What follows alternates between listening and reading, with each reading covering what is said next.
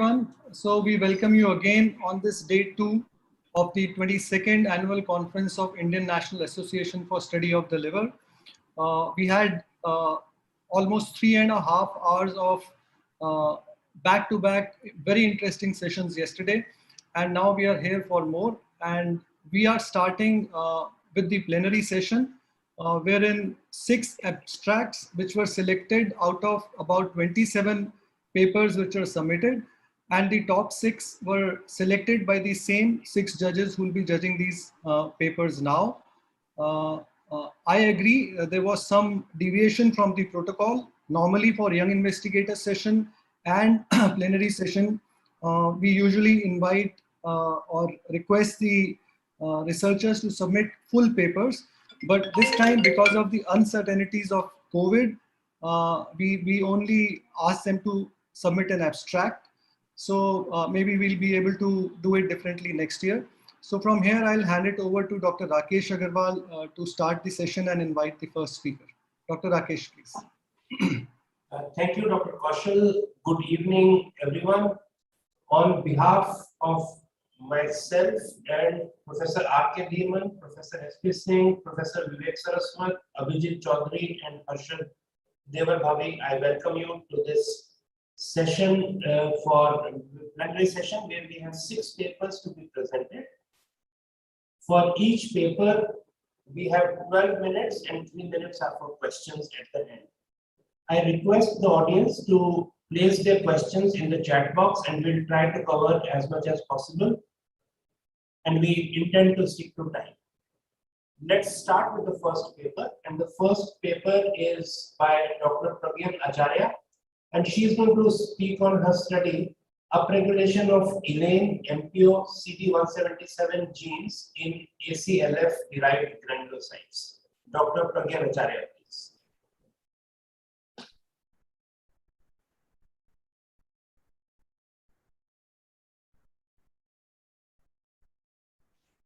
Good evening, everyone. First of all, I'd like to thank INASL for giving me this opportunity to speak about our work on inflammation in acute on chronic liver failure, or ACLF. As you all know, ACLF results from acute injury over an underlying chronic liver disease and is characterized by a massive tissue damage. Whenever such massive tissue damage occurs in the human body, it leads to the release of damage-associated molecular patterns, or DAMPs, and when accompanied with infection, it leads to the release of pathogen-associated molecular patterns, or PAMPs. And DAMPs and PAMPs together activate the innate immune response pathway in the human body. Now, this activation of the innate immune response in response to tissue injury or infection is a normal event. But in ACLF, it has been found that innate immune activation is unchecked and dysfunctional at the same time, causing multiple organ failure and mortality. In recent studies, the neutrophil to lymphocyte ratio, neutrophil is an important component of the innate immune response in the human body, and the neutrophil to lymphocyte ratio has been emerging as an important prognostic marker for ACLF mortality in many populations, suggesting that there is an expansion of the neutrophil population during ACLF. Although it is now established that neutrophils are expanded, the molecular phenotype and molecular mechanisms in ACLF neutrophils are still poorly characterized. Therefore, the objectives of our study were, number 1, to understand the molecular phenotype of ACLF neutrophils. Towards this, we used transcriptomics analysis to understand the gene expression profiles of ACLF-derived neutrophils. And number 2, to investigate whether these gene expression patterns associated with any patient-centric outcomes, such as mortality. Towards this, we recruited participants from 3 study groups, that is ACLF, compensated chronic liver disease patients, and healthy controls, and enriched polymorphonuclear cells from their whole blood, which consist of a high number of neutrophils. And these were characterized using cell surface markers such as CD14, CD16, and CD66B. Enriched neutrophils were then subjected to microarray analysis, and then we did an analysis for differentially expressed genes that were characteristic of each of these study populations. and further validated them by quantitative real-time PCR in an independent cohort of study participants in ACLF, CLD, and healthy controls.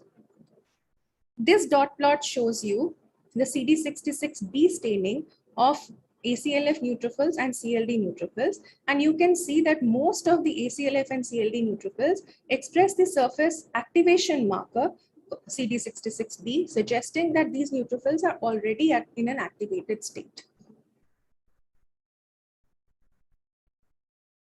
Next, the differential gene expression analysis in the across the two comparators, ACLF versus CLD and ACLF versus healthy controls, gave us many genes. And the red arrows indicate some of the genes that we decided to follow up in our study.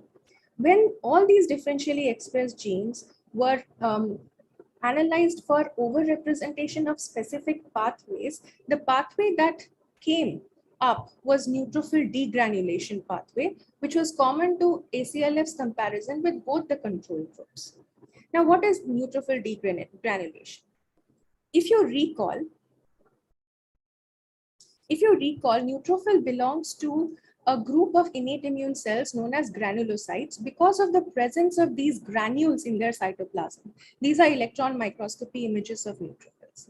And these granules can be of many different types, primary, secondary, tertiary.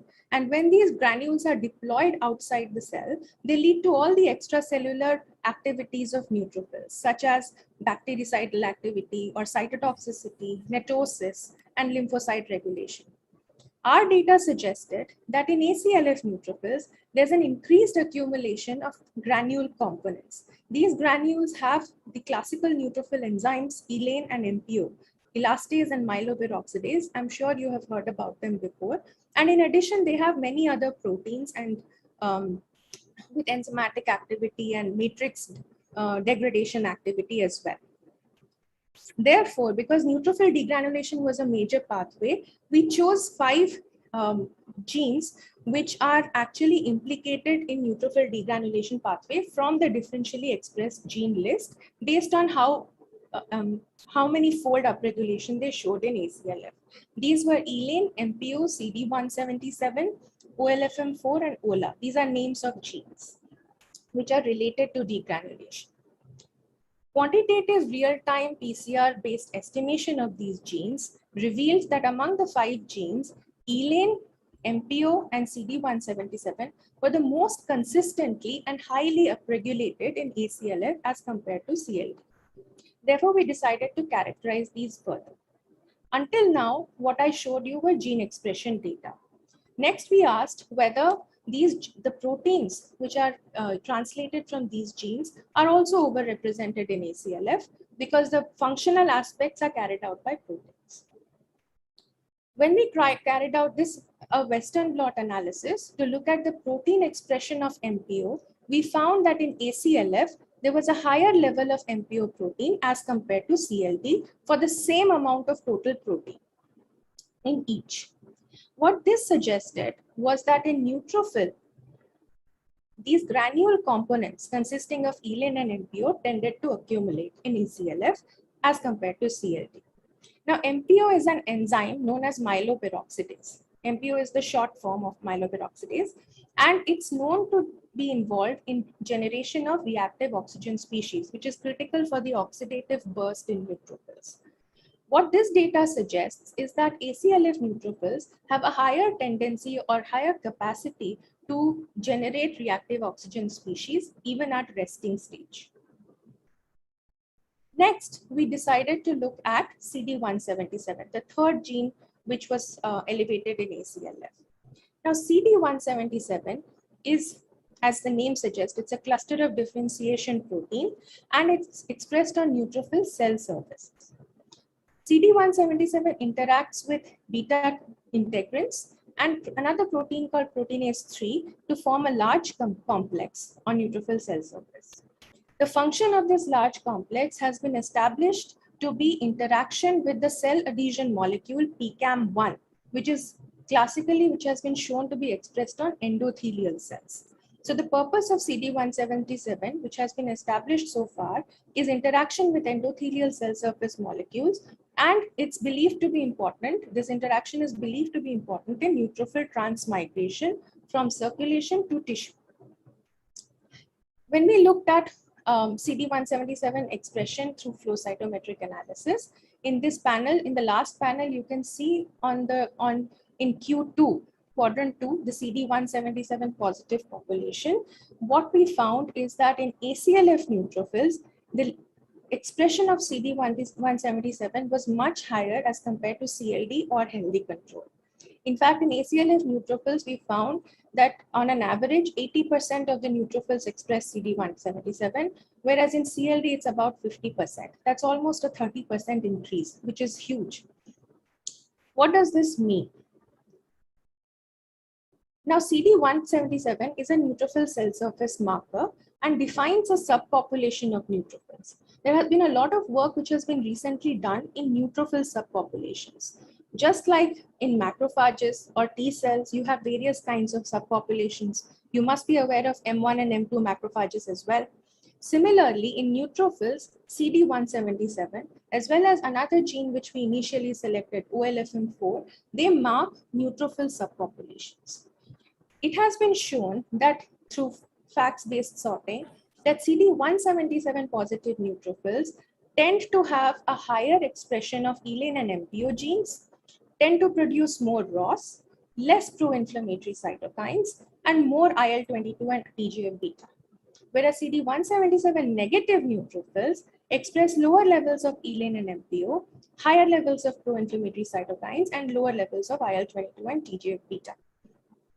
So it's almost as if in ACLF, this entire subpopulation of CD177 positive neutrophils has expanded, which also express high levels of ELANE and MPO. And this may be linked to pathogenesis of ACLF. Recent studies with COVID-19 infections also show that neutrophil specific CD177 is highly elevated in severe COVID patients having multiple organ dysfunction and is also correlated with COVID mortality, indicating that this CD177 positive population may have a pathogenic role in not only ACLF, but in other diseases as well. And it is probably performing some sort of a pathogenic function, maybe cytotoxicity through ELANE and MPO in tissue sites. So we further analyzed gene expression data by stratifying ELANE, MPO, and CD177 expression levels based on survivors and non-survivors in ACLF. So we did this stratification based on 28-day mortality. And we found that the expression of ELANE, MPO, and CD177 were higher in ACLF non-survivors as compared to survivors. Overall, to summarize our findings, we have found that in ACLF, a neutrophil subpopulation characterized by CD177 expression and expressing high levels of ELANE and MPO is highly expanded in ACLF as compared to CLD, and that this may provide a therapeutic opportunity for us in ACLF. For instance, in the future, once a direct pathogenic link is established, we can design monoclonal antibodies to deplete this pathogenic subpopulation and allowing us to control multiple organ dysfunction or mortality in ACLF patients. In addition, CD177, ELANE, and MPO can form a 3-gene signature that may help us in evaluating ACLF patients who are at a greater risk for 28-day mortality. With that, I come to the conclusion of my talk. And I would like to acknowledge my team members, particularly Rohini, who has contributed a lot of the experimental data, and other members of my lab. And I would like to acknowledge the help of my collaborators, Dr. Shalimar, Dr. Prasenjit, and Dr. Venkatesh. And thank you for your attention. Thanks again for finishing in time. I have a few questions. Did you do the polymorphonuclear cell count in these patients on the same day on which specimen was collected? Yes, we have done that, and we find an increased neutrophil to lymphocyte ratio of these patients as well. So CD16, as far as I recall, is present not only on polymorphonuclear cells but also on NK cells and other cells. Yes. So basically, this expression that you are measuring, because your control must be something like actin. So basically, it is showing you the proportion of polymorphonuclear cells in the total CD16 positive Yes, cells. sir. Isn't Yes, it? sir. So actually the transcript, you are right. The transcriptome that we have measured is a transcriptome for polymorphonuclear cells. And But your total cells that you took were CD16 positive, which yes. included So the total, so then cells, macrophages, monocytes. So basically, what you are seeing as expression is proportion of polymorphonuclear cells in the total cells, right? So what we did was that we took the whole blood for looking at gene expression.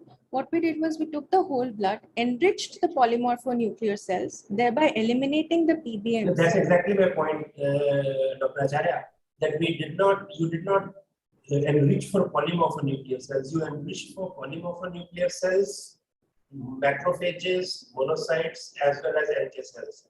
So we did in a a disease where there is acute inflammation, the proportion of PMS will be higher and you would get a higher signal.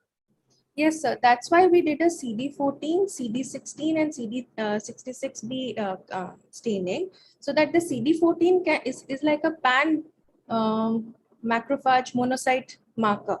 So then we gated in only on those cells which were CD16 positive but CD14 negative. In fact, in our enrichment protocol, we found that it was quite effective in eliminating the CD14 subpopulation. So, and also there was a huge overlap between the groups, right? So my question is, when you say that this can predict prognosis, right, is it any better than polymorphonuclear cell proportion? So that's an excellent question, which I also have, and that only time will tell when we actually. You know the polymorphonuclear cell number in these people, so you could have Yes. as well seen Yes. that whether that is doing it. Because to me, that is the first question that these data raise: do I need to do so much gene expression if polymorphonuclear cell count can tell me something? Yes, sir, you're right about that, and that is something we want to do when we have a little bit of higher, numbers in our study groups. Because to actually get a quantitative estimate of performance, we need better numbers, better sample sizes. But yes, that is something that we are planning to do as well. Anybody else have any questions?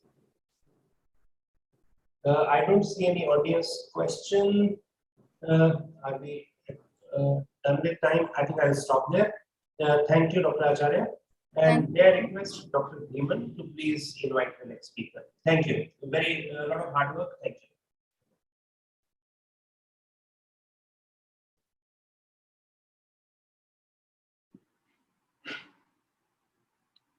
Dr. Dhiman? Yes, thank you, Dr. Rakesh Agrawal. And now I will invite Dr. Piyush. I have to check just a minute. I think he can come and just start presentation without wasting any time. Okay, sir. Yeah.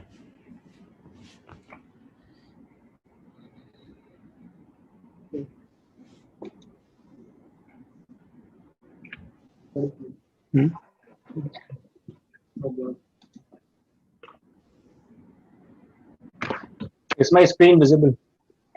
Yes, it is visible. Okay. Honorable judges, I, Piyush Upadhyay, will be presenting my paper to study the incidence of relapse and natural history on stopping antiviral therapy in children with chronic hepatitis B. The natural history of chronic hepatitis B after stopping treatment has been well studied in adults. There are established guidelines given by APASL, EASL, ASLD, and WHO in this regard. The predictors of relapse have also been well studied in adults. However, there are no such studies in children and adolescents as of yet. This implicates a prolonged duration of antiviral treatment, as HBsAg seroconversion rates are low on antivirals, which increases the risk of drug resistance with increasing duration of treatment and higher adverse effects of drugs with prolonged duration of therapy. Now, randomized controlled trials have shown that only 20 to 25% of HBe antigen seroconversion and 2 to 5% of HBsAg seroconversion is seen after 48 to 72 weeks of oral antiviral treatment in children. On the other hand, a spontaneous HPE antigen seroconversion rate of around 4% per year in more than 4 years of age in cases of perinatal transmission, and as high as up to 14 to 16% per year of HPE antigen seroconversion in cases of horizontal transmission is seen in children. Now, prolonged duration of antiviral treatment also increases the risk of resistance. The cumulative probability of emergent antiviral resistance after just 2 years of treatment is 2.6%. Similarly, the resistance to tenofovir has also been being reported in the case reports. Now, prolonged duration of treatment comes hands in gloves with the drug-related adverse effects. A discontinuation rate of 2% has been reported with antiviral treatment in children. Similarly, tenofovir adversely affects the bone mineral density, which is especially important in the growing age group. Now, potential biomarkers of relapse after stopping nucleoside treatment have also been studied in adults. However, there are no such studies in the children. The factors which are associated with decreased chances of relapse after stopping antivirals are female gender, younger age, nucleoside treatment duration of more than 2 years with HPV DNA undetectable, HPV DNA of less than 2000 IU per ml within 3 months of treatment initiation, a normal ALT levels for more than 5 years on antivirals, low HBsAg quant, HPV RNA, hepatitis B core-related antigen, and a higher level of anti-HP core antibodies. Now, circular covalently closed DNA seems to be the best prospective marker in this regard of predicting a relapse. However, it is still unclear if all cccDNA chromatin needs to be eradicated or if lowering it to a level of threshold where it can cause functional cure is possible. Now, unfortunately, no definitely proven serological surrogates for cccDNA is there, and accurate quantification technique for cccDNA is also yet not proven. So there are gaps in knowledge as there is lack of scientific data and literature to decide if treatment discontinuation in children with chronic hepatitis B can be done. There are no markers to predict relapse after treatment discontinuation, and efficacy of drugs in children with relapse hasn't been studied yet in children. So this study was planned with the primary objective to study the incidence of relapse and natural history after stopping antivirals in children with chronic hepatitis B, and with the secondary objective to study the predictors of relapse after stopping antivirals and to evaluate the efficacy and safety of PEG interferon alpha 2B in children with relapse.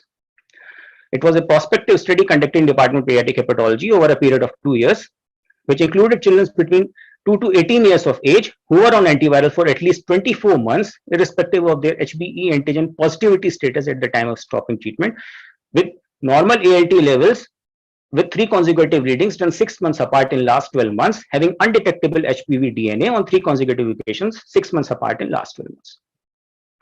Patients who were on antivirals for less than 24 months had family history of cirrhosis or hepatocellular carcinoma, were having decompensation or SCC or co-infection with HIV or hepatitis C virus were excluded. So a study was designed, and after inclusion, the children were supposed to be assessed for treatment discontinuation by doing a liver biopsy, and if it showed a fibrosis of less than 3 as per the Shack grading system and HEI of less than 5, the treatment was supposed to be stopped. Now, cccDNA estimation was also to be done in the liver tissue. Then they were supposed to be monitored and followed up at first month, followed by 3 monthly monitoring with relevant investigations. Now, virological relapse was defined as serum HPV DNA of more than 2000 IU per ml after stopping treatment in children with virological response, while biochemical relapse was defined as ALT levels of more than 2 times the upper limit of normal. Children who develop biochemical relapse are supposed to be given a sequential antiviral treatment. Now, cccDNA levels were measured in the liver biopsy by a real-time PCR-based in-house assay on light cycler 480 instrument, which is a quantitative real-time PCR-based assay using cybergreen probes for the target detection. The primary outcome to be measured was the incidence of relapse after stopping antivirals, while the secondary outcome to be measured was the predictors of relapse after stopping antivirals and to evaluate the efficacy of PEG interferon alpha 2B in these children in terms of HPE antigen, HBsAg seroconversion, and reduction in the quantitative levels of HBsAg and HPV DNA. Since it was a pilot study, there was no data to base the sample size calculation, and all children including fulfilling the inclusion criteria during the study period were included. Relevant statistical methods were applied. Coming on to the results, a total of 114 children were screened during the study period, of which 39 children were included after application of inclusion and the exclusion criteria. Now, of these 39 children, 8 children became HBsAg negative by the time of inclusion in the study. Biopsy was not done and treatment was stopped. Now, rest 31 children were HBsAg was detectable, liver biopsy was done, and all of these 31 children showed HAI of less than 5 and fibrosis of less than 3. Treatment was stopped in all of these 31 children. Now, CCC DNA estimation was done in 24 of these children. Now, looking at the pre-treatment parameters in the cohort of our concern, that is the 31 children who were HPS-AG positive at the time of stopping antiviral treatment, they were predominantly males. The median age of diagnosis was 10 years. 60% had history of vertical transmission. D was the most common genotype, and the median HPV DNA and HPS-AG count level was 6 and 4 logs respectively. All patients except one were HPE antigen positive. At the time of stopping antiviral treatment, the median age was 15 years. 42% had history of receiving sequential therapy, while 13 children were still HPE antigen positive. The median time taken for HPV DNA to become undetectable was 32 months, and they had received antiviral therapy for a median duration of 60 months, while the median duration of normal ALT was 30 months, and HPS-AG count at the time of stopping antiviral treatment was 3 logs. All patients had HAI and fibrosis of less than 3 in the histology. CCC DNA was detectable in all the 24 patients where it was estimated with a median of 4.02 logs. Now, all the 39 patients in whom the treatment was stopped, among those, the 8 patients where HPS-AG was not detectable and antiviral was stopped, there was no relapse even after 12 months of stopping antiviral treatment. While the 31 children where HPS-AG was detectable, relapse was seen in 12 children. Now, 12 of the 31 children who had virological relapse, of these 5 children also developed biochemical relapse. Now, among the 12 children who developed virological relapse most commonly happened within 1 month of stopping antiviral treatment, while biochemical relapse happened between 3 to 9 months of stopping antiviral therapy. Now, looking at the characteristics of the 12 patients with relapse, the median time of virological relapse was 1 month, while it also happened as late as 9 months, while the median time of biochemical relapse was 6 months. Most of the patients who developed relapse were HPE antigen positive. SBH-AG count in our study was on the higher side. Median CCC DNA at the time of stopping antiviral treatment was 4.19 logs, and all patients had completed 12 to 18 months of overall follow-up after stopping antiviral treatment. On univariate analysis of the parameters pre-treatment and at the time of stopping antivirus, it was found that the proportion of the patients who were HPE antigen positive was significantly higher in those who developed relapse compared to those where relapse was not seen. And the time taken to HPV DNA becoming undetectable was significantly higher in the children who had relapse compared to those where relapse was not seen. CCC DNA was higher in the children who had relapse, however, it was not found to be statistically significant. On Cox regression analysis, HPV antigen positivity at the time of stopping antiviral treatment and time to DNA becoming undetectable were the independent predictors of virological relapse after stopping antiviral treatment. This model predicted relapse with an AUROC of 0.855. Looking at these independent predictors individually, HPE antigen predicted relapse with a log rank of 10.705, and in this current study, 69.2% of those children who were HPE antigen positive relapse compared to 16.7% of the children who were HPE antigen negative, which was significant. Now, at a cutoff of more than 22.5 months taken for HPV DNA to become undetectable, predicted virological relapse with a sensitivity of 88.3% and AUROC of 0.7432. In the current study, children who took more than 22.5 months for HPV DNA to become undetectable, 50% showed relapse against 18.2% who took less than 22.5 months. Now, 5 children with biochemical relapse received retreatment. 4 of them received sequential therapy. 1 received only oral antiviral as there was only transient transaminitis. Now, 2 children have completed 12 months of retreatment. Both received sequential therapy. Both have shown 2 log reduction in HPS-AG count level. HPV DNA is undetectable in them and ALT is normal. Rest 3 children have completed 6 to 9 months on retreatment. None of the child has shown HPE antigen or HPS-AG seroconversion. None of the children who were treated with sequential therapy developed higher grades of adverse effect or caused school absenteeism.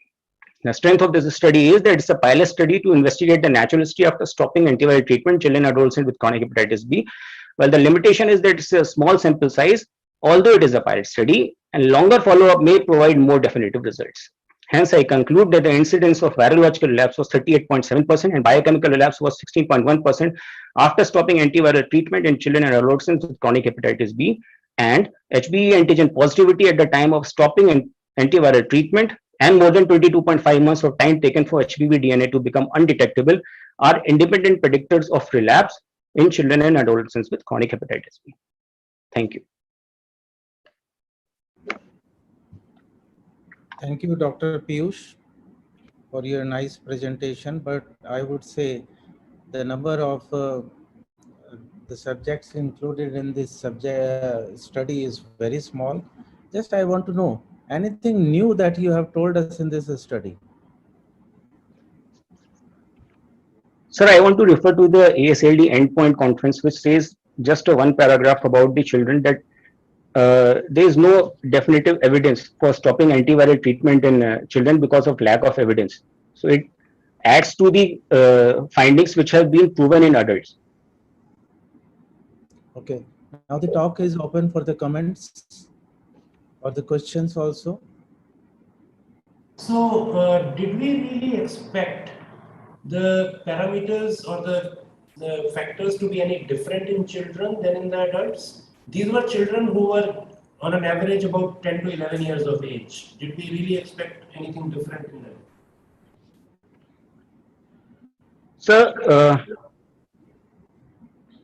if we look at the recent evidences which are coming up in the literature like the 2020, which says that T cell exhaustion becomes more prominent with the increasing age. So they have done looked at it up from 3 to 4 years of age. So if the number would have been larger, we could have found something different with respect to age. See, your or the cccDNA in the liver tissue. So in your relapsers actually come in two groups. Majority had within 1 month. So they were really, very different from the others that who relapsed between 3 to 9 months. Do you think there was any difference between the two groups? Sir, the patients who had developed relapse within the 1 month were mostly those patients who had virological relapse.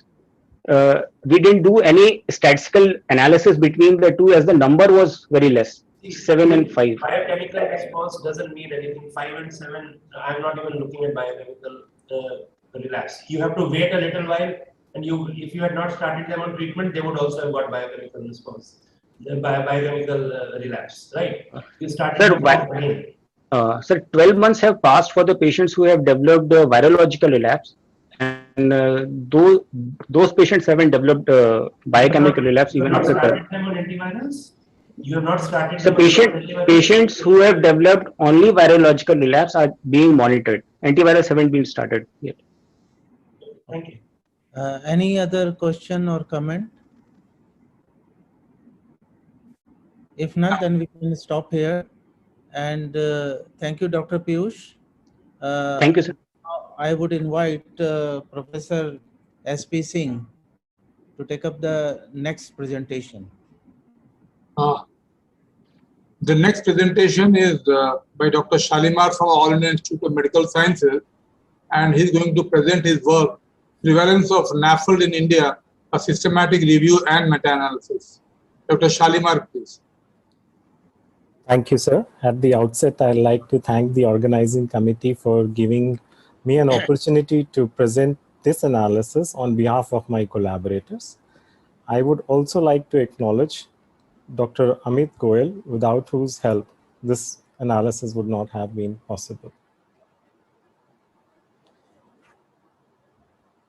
We all know the global prevalence of non-alcoholic fatty liver disease. You'll see this figure in most conferences, data presented by most experts in talks. The Nafld prevalence varies from, as reported with this meta-analysis, from 13.5% in studies from Africa to as high as 31.8% from Middle East. The Nafld prevalence reported is around, in North America, is almost like 24%. In Asia, it is 27.3%. Asia includes India with a population of 1.3 billion. No meta-analysis includes any studies from India. So the data what you hear regarding the prevalence includes all the whole world except India. We also know from this recent data published that the incidence of NASH cirrhosis over the past 30 years has almost doubled. And we know that in India, the prevalence of prediabetes, diabetes, and metabolic syndrome is on the rise. Prediabetes and diabetes reported in almost 20% each. Metabolic syndrome, almost up to 30%. We know Nafld is associated with different components of metabolic syndrome. And the prevalence of prediabetes, diabetes, and metabolic syndrome is increasing in both urban and rural areas, as indicated by this recent meta-analysis published 2 months back. Available studies on Nafld from India suggest that the prevalence of Nafld in adults varies from 6.7% to 55.1%. It depends from which state, what kind of population was included. Was the study hospital-based or community-based? In children, the Nafld prevalence is reported to vary from 7.3 to 22.4% in healthy population. The existing lacunae in the literature and the limitations include the small sample size of the patient included in the various studies, a predefined selection of patients, most studies including the high-risk populations, absence of data on the prevalence of NASH, which represents a severe form of liver disease.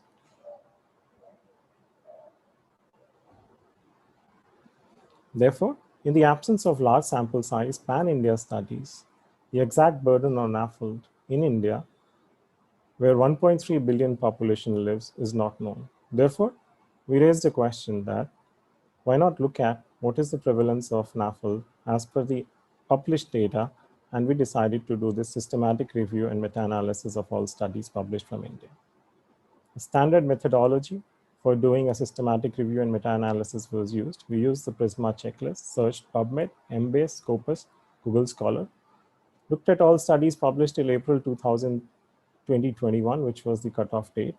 We included all studies reporting Nafld prevalence on the basis of ultrasound. We included all age groups.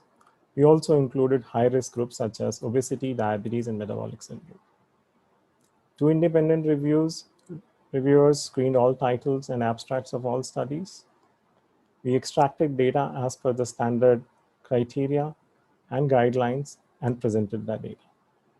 We divided the study population into different risk categories. Low risk, that includes athletes, aviation crew, and army personnel who are healthy, who are doing regular exercises as reported by the studies.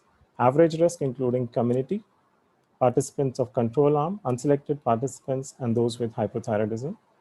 And high risk as those with obesity, overweight, diabetes, coronary artery disease. We defined overweight and obesity as per the Asian criteria, that is BMI above 23 and 25 respectively. In the statistical analysis, Nafld prevalence was summarized as proportions with 95% confidence interval. The heterogeneity between studies was assessed by the I-square statistics. The prevalence estimates from individual studies were pooled with random effect model because of marked heterogeneity among studies. We did a subgroup analysis taking a cutoff of 18 for defining adults and children. We also did an analysis on the gender, risk categories, and urban and rural populations. Coming to the results, a flow diagram of the study selection. We've identified 2570 studies. We assessed 89 studies full text for eligibility and finally included 50 studies.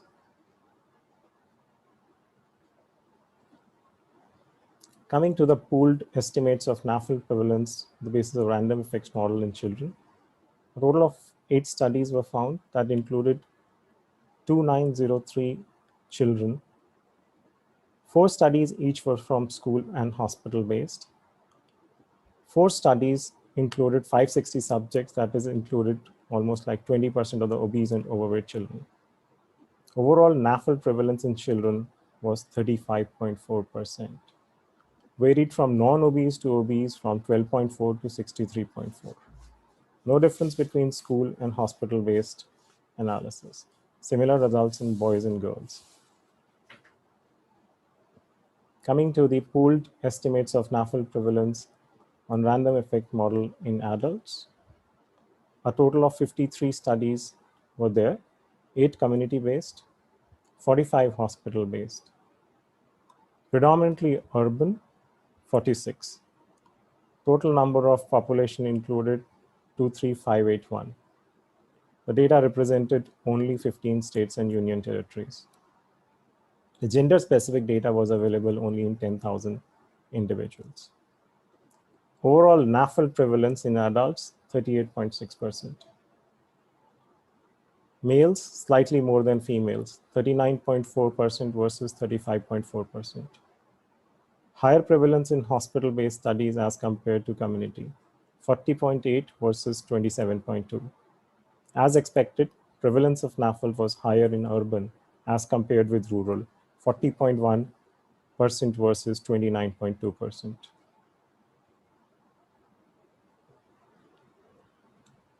When we analyze the data on the basis of average risk and high risk adults, average risk, to reiterate again, included community, participants of control arm, unselected population, participants, and individuals with hypothyroidism.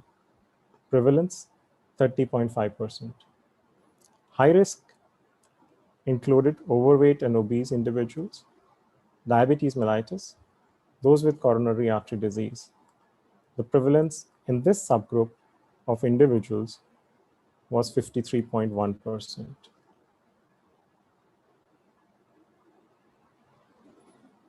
We did a state-wise prevalence of Nafld among the adult population. On the average risk population, there was a wide range of Nafld prevalence, varied from as low as 11.9% reported in study from West Bengal to as high as 53.5% reported in Chandigarh study. Delhi studies reported 47.6%. When we looked at the high-risk population, the Nafld prevalence was almost uniform, with most studies reporting Nafld prevalence above 50%. It was as high as 60.4% in Delhi and 61.2% in study from Uttar Pradesh. Coming to the limitations, I think this is a very important slide and gives us an important message. Majority of the data which we found was from hospital-based studies. Only 15 out of the 36 states and union territories were represented. Most studies had small sample size. Very few were community-based, population-based studies. And importantly, the rural population is underrepresented in most studies done in India. We acknowledge the limitations of use of ultrasound as the modality for diagnosis of non-alcoholic fatty liver disease. It's subjective, has poor diagnostic accuracy for detecting mild steatosis, and has an associated inter- and intra-observer variability. We also acknowledge the fact there was significant heterogeneity between the different studies.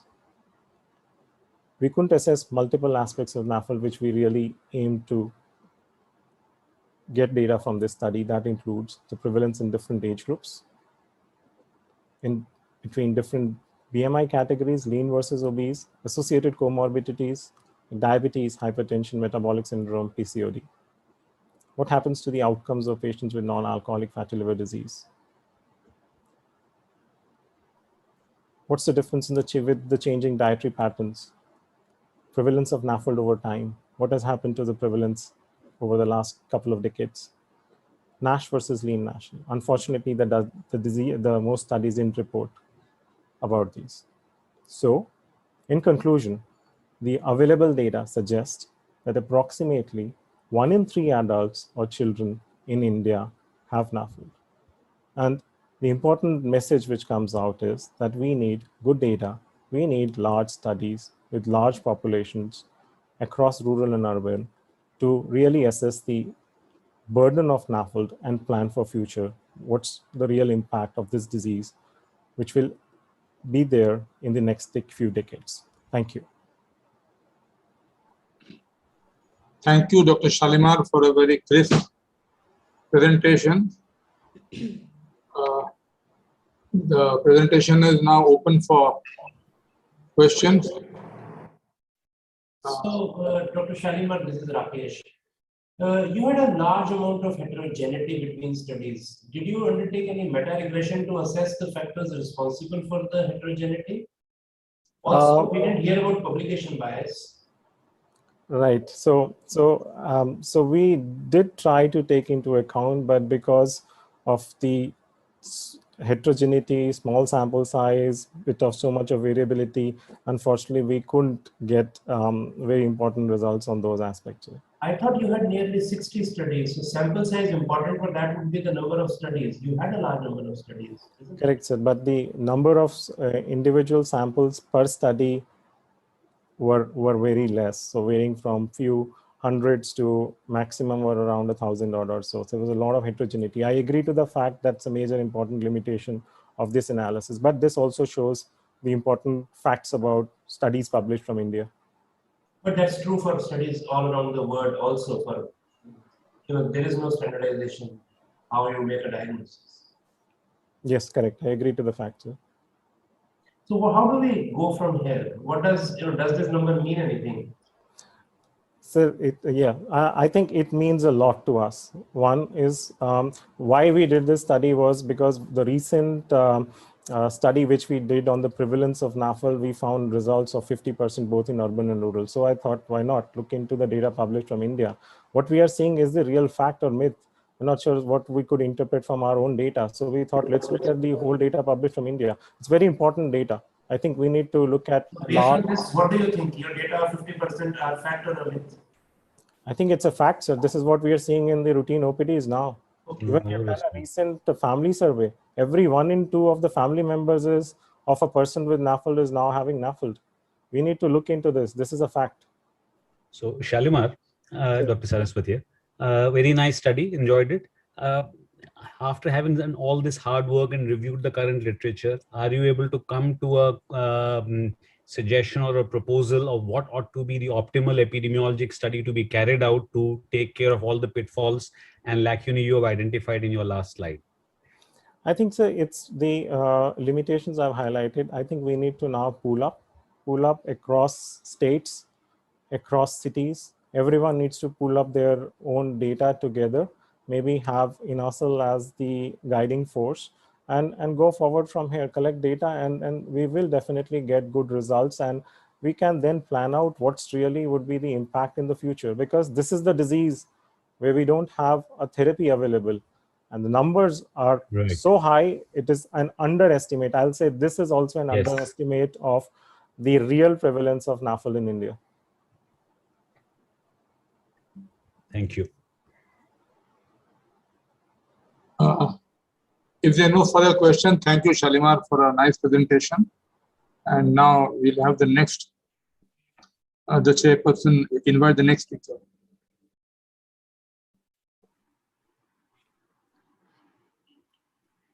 Dr. Saraswat.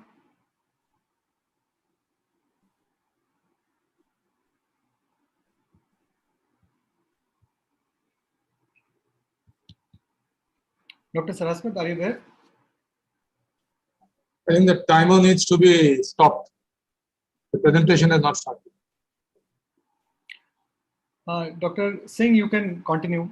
I think there must be some connectivity issue with Dr. Saraswat there. Okay, the next presentation is by Dr. Shweta Palnichami. She's from the Institute of Liver Diseases and Transplantation, Dr. Rela's Institute and Medical Center at Chennai, and she'll speak on religious fasting impact on liver parameters. Shweta, please. Thank you, sir. Am I audible, sir? Yeah. Yeah, thank you.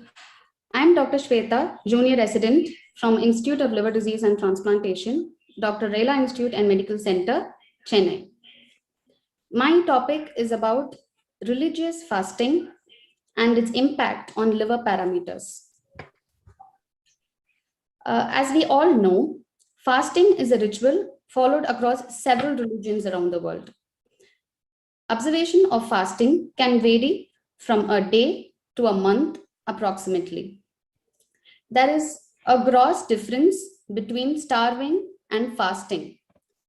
Starving speaks of chronic and severe decrease in calorie intake, while fasting describes about the negative energy balance, which means where there is going to be decreased energy intake in contrary to increased energy expenditure.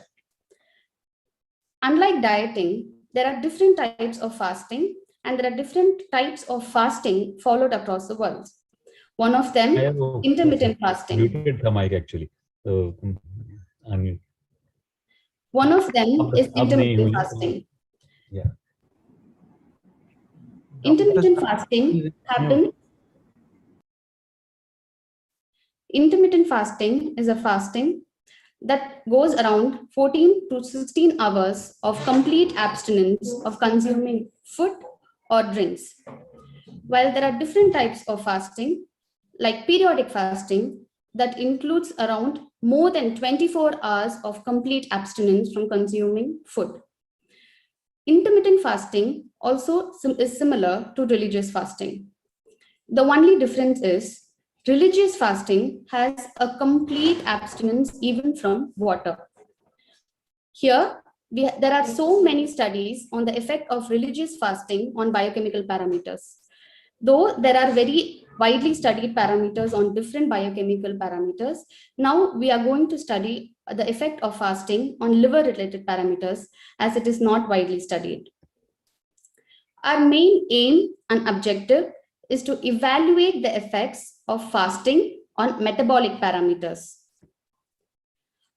Our study is a prospective observational study that was conducted on healthy volunteers who underwent religious fasting between 13th April and 12th May 2021. So they had a period of 14 to 16 hours of no food or drink, which was followed by a regular diet. This happened over a period of 30 days. The following tests were conducted before the commencement of religious fasting and after the completion of religious fasting. Body mass index, abdominal girth, LFT, fasting lipid profile, and Fibroscan parameters were also checked. No special diet was advised in our study, and the volunteers were recommended to continue with their usual diet. And there was an individual diet and exercise pattern that we recorded using a questionnaire. The statistical analysis was performed with the use of SPSS software, and to compare the characteristics before fasting and after fasting, we used Wilcoxon sign rank test, while to test the differences in the calorie and protein intake, again, pre-fasting, during fasting, and after fasting, we did a Friedman test, that is a non-parametric test. As we all know, a p-value of less than 0.05 was considered statistically significant. Our results are shown as follows. The male is to female ratio is around 2:1. There were among 18 healthy volunteers that in our study, and the median age was 26 years, and the interquartile range was about 23 to 39. In our study, among 18 volunteers, only one had idiopathic hypertension. Physical activity has a large impact on metabolic parameters. Therefore, we also did a questionnaire-based study for the physical activity amongst the 18 people. Among the 18 people, 7 had a usual physical activity in their day-to-day routine, which means 38% of them had a performance activity, while 61% did not. Among the 7 people who had a usual day-to-day routine of physical activity, 66 minutes per day they spent on hours of workout. We also took a mean calorie intake and a mean protein intake by the base of questionnaire. As you can see, the pre-fasting and post-fasting was much larger when compared to during fasting. Before fasting, the calorie intake was 1,500, while after fasting was 1,400. This can be taken significant because the tests were done only plus or minus 2 days before the fasting and plus or minus 2 days after the fasting. As you can see, in contrary to many studies that were done in various global regions, in our study, there was significant decrease in calorie intake. Between the pre-fasting and during fasting, we did a statistically significant rate where the p-value was 0.00. There was another protein intake that we did before fasting and after fasting. The protein intake was high when compared to during fasting, and this was also statistically significant. The following parameters that are going to follow did not show significant changes between the study. Weight and BMI always has a positive correlation. Before fasting and after fasting, as you can see, both weight and BMI did not show much of any change. This is very significant because there are many studies before, especially there was a study in 28 obese individuals where there was a decrease in weight and BMI when they had a balanced diet. This also mentions about the calorie and protein intake that has to be taken importance of. Next, we have the liver function, that is the total bilirubin, that showed very minimal increase in total bilirubin after fasting. And the liver enzymes, AST, ALT, GGT, and ALP, did not show much of any increase or decrease between the two study periods. Here, we also see a graph that is plotted for glucose, blood urea nitrogen, and creatinine. Our study correlated, it was consistent with much before studies where blood urea nitrogen and creatinine was similar, while glucose was also similar. Previous studies show there was not much any significance with blood urea nitrogen and creatinine. Here, we also see the lipid profile that did not have any change pre-fasting and post-fasting. HDL and total cholesterol was not much of any significant change. Fibroscan parameters. We also wanted to check the fatty change and the amount of fibrosis in these healthy volunteers. The controlled attenuated parameter score checks the amount of fatty change, while the liver stiffness checks the amount of fibrosis. So as we can see, the mean value before fasting was 242, while post-fasting was 224, which was a very minimal decrease, though not very statistically significant, while the stiffness score did not show any statistical significance. Now, the ones that is going to follow are going to be the significant changes before and after the religious fasting. This is a line graph that shows a mean value of the abdominal girth before fasting and after fasting. As you can see, the mean value was 35 centimeters before fasting, while there was a significant decrease in post-fasting. This can also be correlated with the decrease in calorie and protein intake during fasting that has attributed to the decreased abdominal girth in post-fasting. This shows statistical significance of p-value of 0.020. Next, we come to the albumin level. The albumin level was significantly increased after fasting. This increase in after fasting might be pertained to due to the hemoconcentration that was attributed due to dehydration during Ramadan. Since they have a complete abstinence of both food and water, since the test was also taken just plus or minus 2 days after the fasting, this increase in albumin can be taken statistically significant. The mean value before fasting was 4.67, while after fasting it was 4.77. On the contrary to albumin, there was a decrease in total protein intake. This can again be related to the decreased protein intake that was taken in the during fasting period time. The mean value before fasting was 7.87 grams per deciliter, while post-fasting it was 7.57 grams per deciliter. The triglycerides level also show a drastic increase in triglycerides levels after post-fasting. Before fasting, the mean value of triglycerides was 80 milligram per deciliter, while post-fasting, it was 105 milligram per deciliter. This can be related despite decrease in calorie and protein intake, because during Ramadan, there would have been an increased carbohydrate intake, and that's why they had an increased triglyceride level. On the contrary, there was decrease in LDL pre-fasting and post-fasting in comparison, and the p-value is 0.041. In conclusion, there was no shift in weight while the abdominal girth significantly reduced after completion of religious fasting. Despite reduction in calorie and protein intake during religious fasting, there was increase in triglycerides. While the albumin levels were high, the total protein was significantly reduced. That might be again attributed to decreased protein intake, while the liver enzymes and CAP score remained stable. The one take-home message that I would like to say: religious fasting is associated with reduced abdominal girth, reduced LDL cholesterol, decrease in protein, and increase in triglycerides.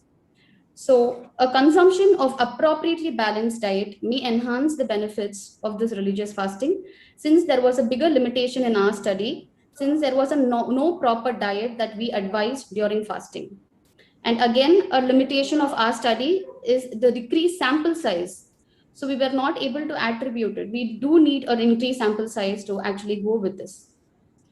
Thank you. Well, can you please stop sharing your screen? Thank you, Dr. Shweta, for an interesting presentation. I'm sure there'll be a few questions on this presentation, but just to set the ball rolling, you studied this. What was the duration? I missed was the entire Ramzan period, 30 days, the Yes, duration of religious fasting? Yes, sir. Right. So why, I mean, what exactly was the motivation or the reason for you to study it? Did you really expect any major changes or having any impact on the health of the individual? Definitely. Or you want to look at it as a tool that may be used more regularly for weight loss? Definitely, sir. There is either way. One is because there is no control to show that Ramadan fasting has an effect on other chronic disease people.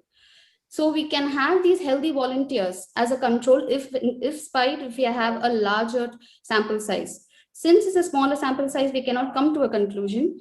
With a smaller sample size, with a larger sample size, we can still have a control group for in comparison with the chronic disease people. Likewise, type 2 diabetes people and for chronic liver disease people. So you have the sample size problem you've addressed as a significant limitation in your study. 18 is a very small sample size. Yes. But the weight change also was barely about 100 grams that I could make out from your charts. Yes, with sir. that, the abdominal girth measurements, etc., could that have been merely an artifact of measurement of abdominal girth? Because a month apart, two measurements, a centimeter above or below, might give you that much difference. So Definitely. That could be a limitation. Would you correct for that? That could be a limitation, sir. But pertaining to the decreased calorie and protein intake that they had during fasting, and we took the measurement only plus or minus 2 days after fasting. So that could have attributed to the abdominal girth. Well, okay. Dr. Rakesh, you have a question? Dr. Shweta, Yes, you sir. found no change in weight, but a reduction in girth. Isn't it unusual? And the reduction in girth was primarily in one subject from 56 to 36. It was written as centimeters, I suppose it is inches. Yes. How do you explain this reduction of girth by about 1/3 in one of the volunteers? Sir, we spoke to the specific individual. So that person took this Ramadan fasting as a term of weight loss. So he actually followed a balanced diet. So is that person really something that should be included in this analysis? Secondly, if there is no reduction in weight, how do we propose dehydration as the cause of increase in abdomen? Dehydration should also have led to a reduction in weight, right? True, sir. So that can be an artifact also.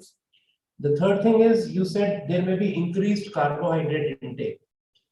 Calories 1562 gram protein, right? Yes. That comes to about 4 gram per 100 calories. During fasting, 1100 calories, 50 gram protein. Yes. Right? If anything, the amount of protein as a proportion of total calories increased during fasting, and carbohydrates must have come down. So I don't think we can really say that that was responsible. Over as far as I'm concerned. Yeah, meaning you can respond. I mean, I don't have any other questions. That's all I will say. Yes, sir. The thing is, we didn't actually follow a proper diet. That was a big limitation, and that's why we have a drastic change during fasting and after fasting, I believe. See, as a matter of, if we get away, eating at fixed times has been a relatively recent phenomenon in the evolutionary history of humans. I don't think nature ever wanted us to eat at fixed times. It wanted us to eat whenever food was available. So really, I wouldn't even expect this to make a difference. Okay. Okay. Yeah, I guess we are running out of time now, although there are questions in the chat box. So maybe I'll hand over to the chairpersons. Dr. Abhijit.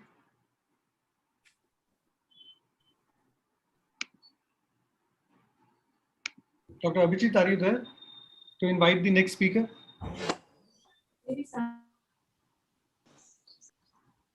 Okay, let me introduce the next speaker. We now have Dr. Swapnil, who will be talking about optimal cutoff of controlled attenuation parameter with MRI for the diagnosis of hepatic steatosis. Dr. Swapnil, please.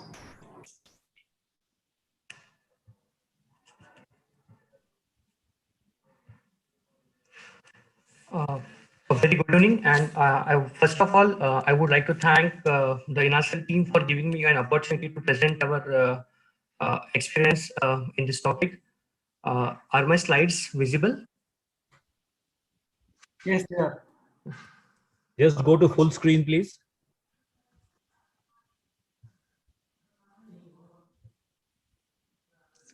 Yeah. I'm going to present our experience regarding the correlation of Fibroscan and Mrpdf for the detection of liver steatosis. So what should be the optimal cutoff of CAP, that is the control attenuation parameter, with Mrpdf as the reference standard for detection of liver steatosis? So how do we assess liver steatosis? So it can be assessed invasively or non-invasively. Invasively, the liver biopsy is the gold reference standard. However, it comes with its own sets of adverse events and also has some sampling variability for the focal fatty involvement.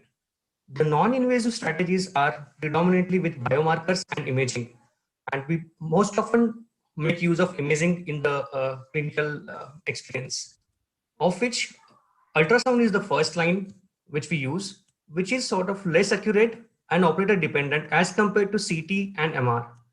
CT involves radiation exposure and is often inaccurate in appropriate quantification of steatosis. MR is currently the non-invasive reference modality for a quantification of steatosis, and MR spectroscopy is performs better, however is not widely available, and Mrpdf correlates well with MR spectroscopy and histologically proven steatosis. Fibroscan, that what we call it as a volume controlled transient elastography, also correlates well with histological grades of liver steatosis. So what is the difference between Fibroscan and Mrpdf? So each modality has its own sets of advantages and limitations. Fibroscan has good diagnostic accuracy, it's easy to perform, the results are instantaneous, it's relatively cheaper, and you can go for co-assessment of stiffness measurements. However, Fibroscan is affected by multiple factors like body mass index, ascites, visceral fat, the skin to capsular distance, the width of intercostal spaces. Mrpdf is a newer modality and is used for fat mapping of the entire liver, and fat fraction can be assessed in any segment of the liver, what we call it as a region of interest, and has lower cutoff values. The limitations is that it is not widely available and the accuracy can be affected by fibrosis and severe steatosis. So understanding basic concept of CAP score on the Fibroscan. So control attenuation parameter basically measures the dampening of the ultrasound waves and gives us an estimation of amount of steatosis. The widely accepted range of CAP for steatosis from S1 to S3 are very high. the cutoff score of 238 to 260, it is the amount of liver fat is considered as 11 to 33%. S2 is 260 to 290, and the amount of liver fat that it predicts is 34 to 66%, and higher than 290 is 67% or higher. However, in clinical practice, we do see often a dissociation between these CAP scores and the amount of fat present in the liver. And these CAP scores differ depending upon the population study. As compared to US and Eastern, there is wide difference in the CAP scores. If you see in Korea, S1, the cutoff of CAP for detecting S1 is 250 decibel per meter, as opposed to USA from Dr. Lumba's study, it's 288 decibel per meter. So there are very few studies. What could be the optimal cutoff of CAP in India? There is only one study by the All India Institute of Medical Sciences, which has given a cutoff in obese and non-obese patients. However, they have used Fibroscan with histology without using PDFF. So the aim of the study was to examine the diagnostic accuracy and optimal cutoff values of CAP for diagnosing liver steatosis with Mrpdf as a reference, particularly in North Indian population. The inclusion criteria of the study were adults aged 18 years and above, and we used two cohorts of patients who were having with or without Nafld.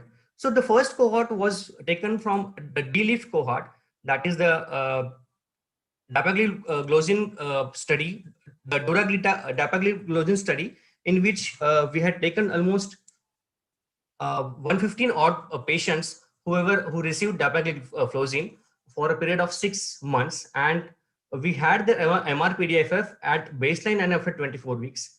And another cohort was of normal patients. So the first cohort had patients who had type 2 diabetes. However, the second cohort were patients were healthy individuals who were being evaluated for living donor liver transplantation. So they were predominantly premorbidly healthy. They were not having any comorbidities per se. And during the liver donor evaluation, they were subjected to Mrpdf or biopsies, depending upon if they had presence of more than 2 metabolic factors or have borderline liver volumes. The exclusion criteria were patients who had significant liver disease in the form of viral marker positivity, raised transaminases at presentation, significant alcohol consumption,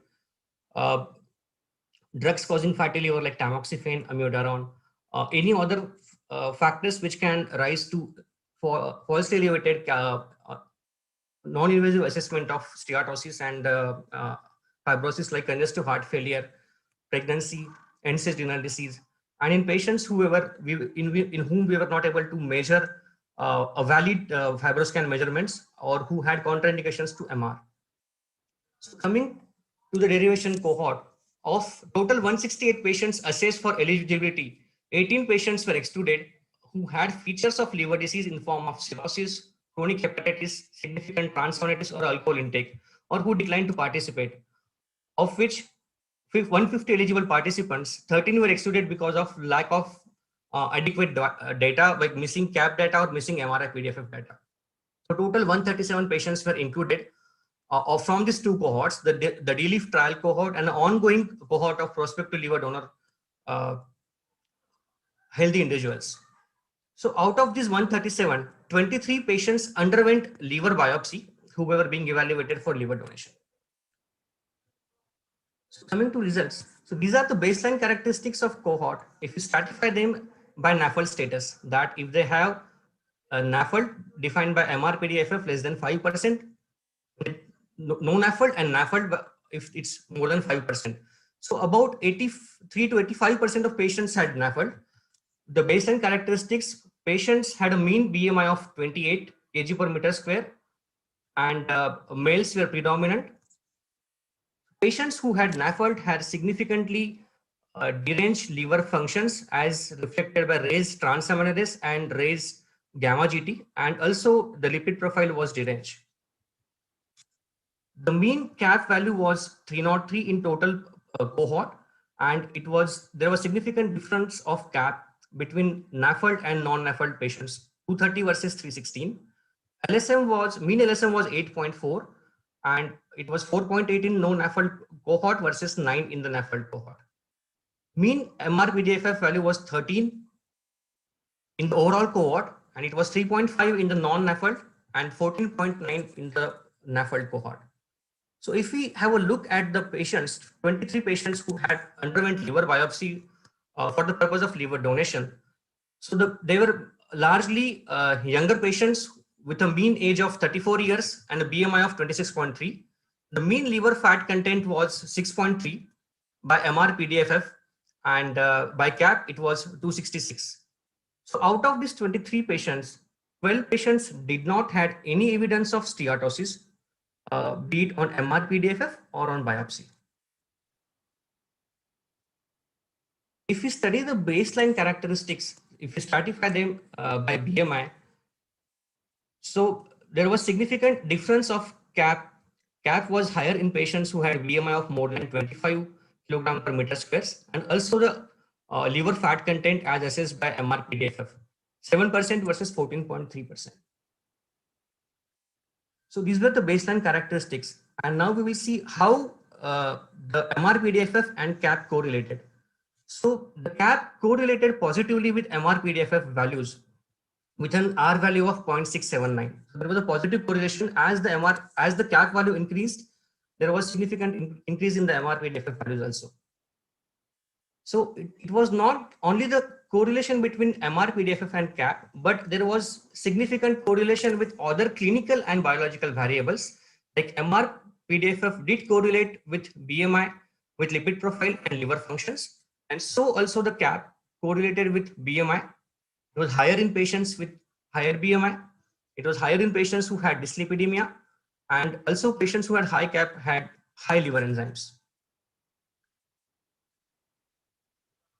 So coming to the distribution of CAP, if we stratify them by the liver fat content in Mrpdf, that is no steatosis, less than 5%, 5 to 10%, and more than 10%.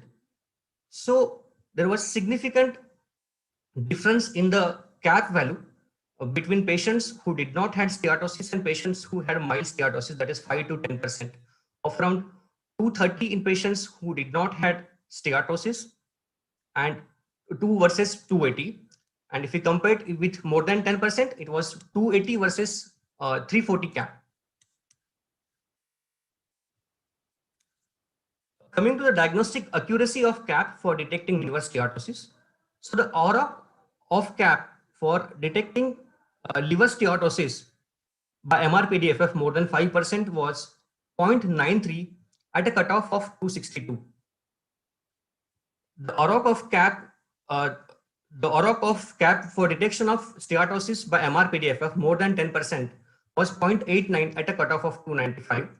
And the ROC decreased to 0.78 for detection of steatosis more than 20% at a cutoff of 324. So to summarize this in a tabular form, as the amount of steatosis increased from 5% to 20%, obviously the cutoff values were different from 262, 295 to 324. And as the amount of steatosis increased, there was significant decrease in the sensitivity. So if we see that at an Mrpdf of 5%, the cutoff of CAP was 262. By that, I would like to say that if a patient had a CAP of 262, there was a significant chance that the positive predictive value of 98%, that almost 98 of 100 patients had more than 5% fat on Mrpdf. So CAP is, so at an optimal cutoff of 262, we can reliably differentiate patients who had steatosis, presence of steatosis more than 5% or not. However, as the grade of steatosis increases, the sensitivity and specificity goes on decreasing. So CAP showed an excellent diagnostic performance for differentiating presence and absence of liver steatosis. However, this accuracy was poor in evaluating between grades of steatosis. And as the steatosis grade increases, the diagnostic accuracy for identifying steatosis decreases. So these are some of the salient features of our study, that it involved prospectively recruited cohorts. There was a standardized assessment for presence of liver disease, and patients who had significant liver disease were excluded. We used Mrpdf technique in our patient profile. And the most important factor was liver biopsy was done in a significant proportion of participants. 23 out of 137, roughly around 17% of patients underwent liver biopsy. And these were patients who were premorbidly healthy. They did not have any disease, and the biopsy was done solely for the purpose of borderline liver volumes or presence of one or two metabolic factors, depending upon the clinical context. So this makes our study different from whatever studies we have in literature from India and also from out of India, from US, Korea and China. So majority of studies were carried out in patients who had fatty liver or diabetes, type 2 diabetes and metabolic syndrome. And we were able to achieve a novel optimal cutoff of 262 decibel per meter of cap to differentiate between steatosis more than 5% and less than 5%. The limitation is that it's a single center study conducted at tertiary care center, predominantly reflects North Indian population, and may not be applied in general. Thank you.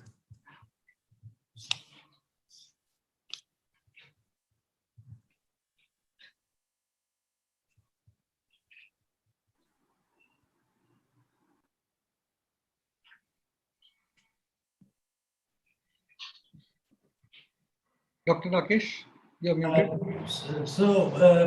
Any questions by anyone? Can we go to your slide 15 or 16?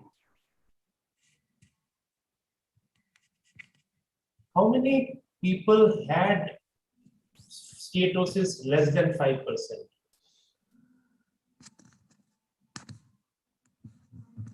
15, please. So there were 23 patients who had steatosis. The next one, please. So basically, it was accurate in only 23 out of so many people, right? The aim really is not to identify people who do not have steatosis, but to identify people who have steatosis. Yes, the aim is to identify people who have steatosis more than 5%. Can we go to slide 15, please?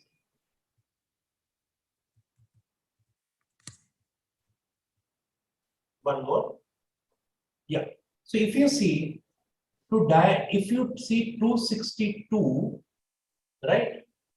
So many people in the pink group have value below 262, right?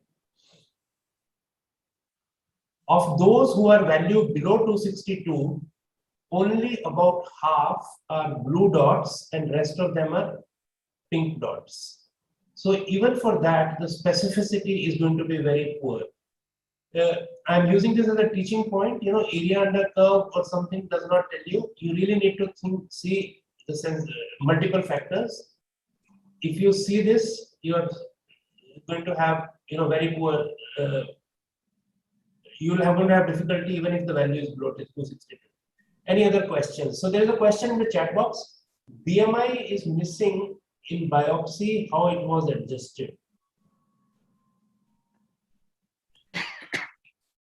Can somebody make it more clear? I don't know. Anybody else has any question?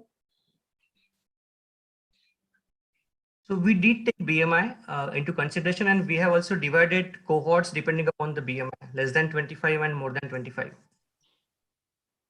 Now, can you go to the next slide? What does the area under curve in the next slide mean really? No, the lower, the other direction, right?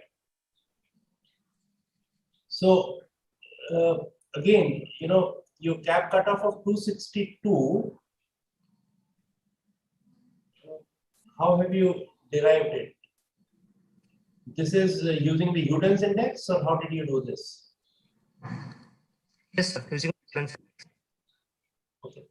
No other questions, and so I think we'll stop here. Thank you. And I'll request Dr. Harshad Devargavi to take over, please. Yeah, may I now invite the next speaker, That is Shivabhadra Mahapatra from Government Medical College, Thiruvananthapuram, to present her study, please.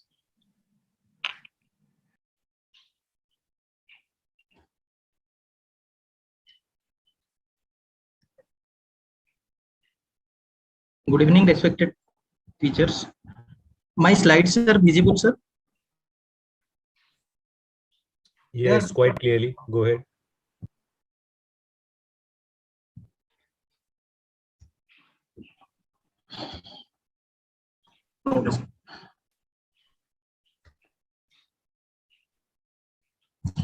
Good evening, respected judges, my teachers and my colleagues. I am presenting the topic regarding renal resistive index and intra-abdominal pressure as predictors of hepatorenal syndrome in decompensated chronic liver disease patients, a prospective cohort study that done in Government Medical College, Thiruvananthapuram, Kerala. Hepatorenal syndrome is a life-threatening complication of cirrhosis characterized by renal arterial vasoconstriction.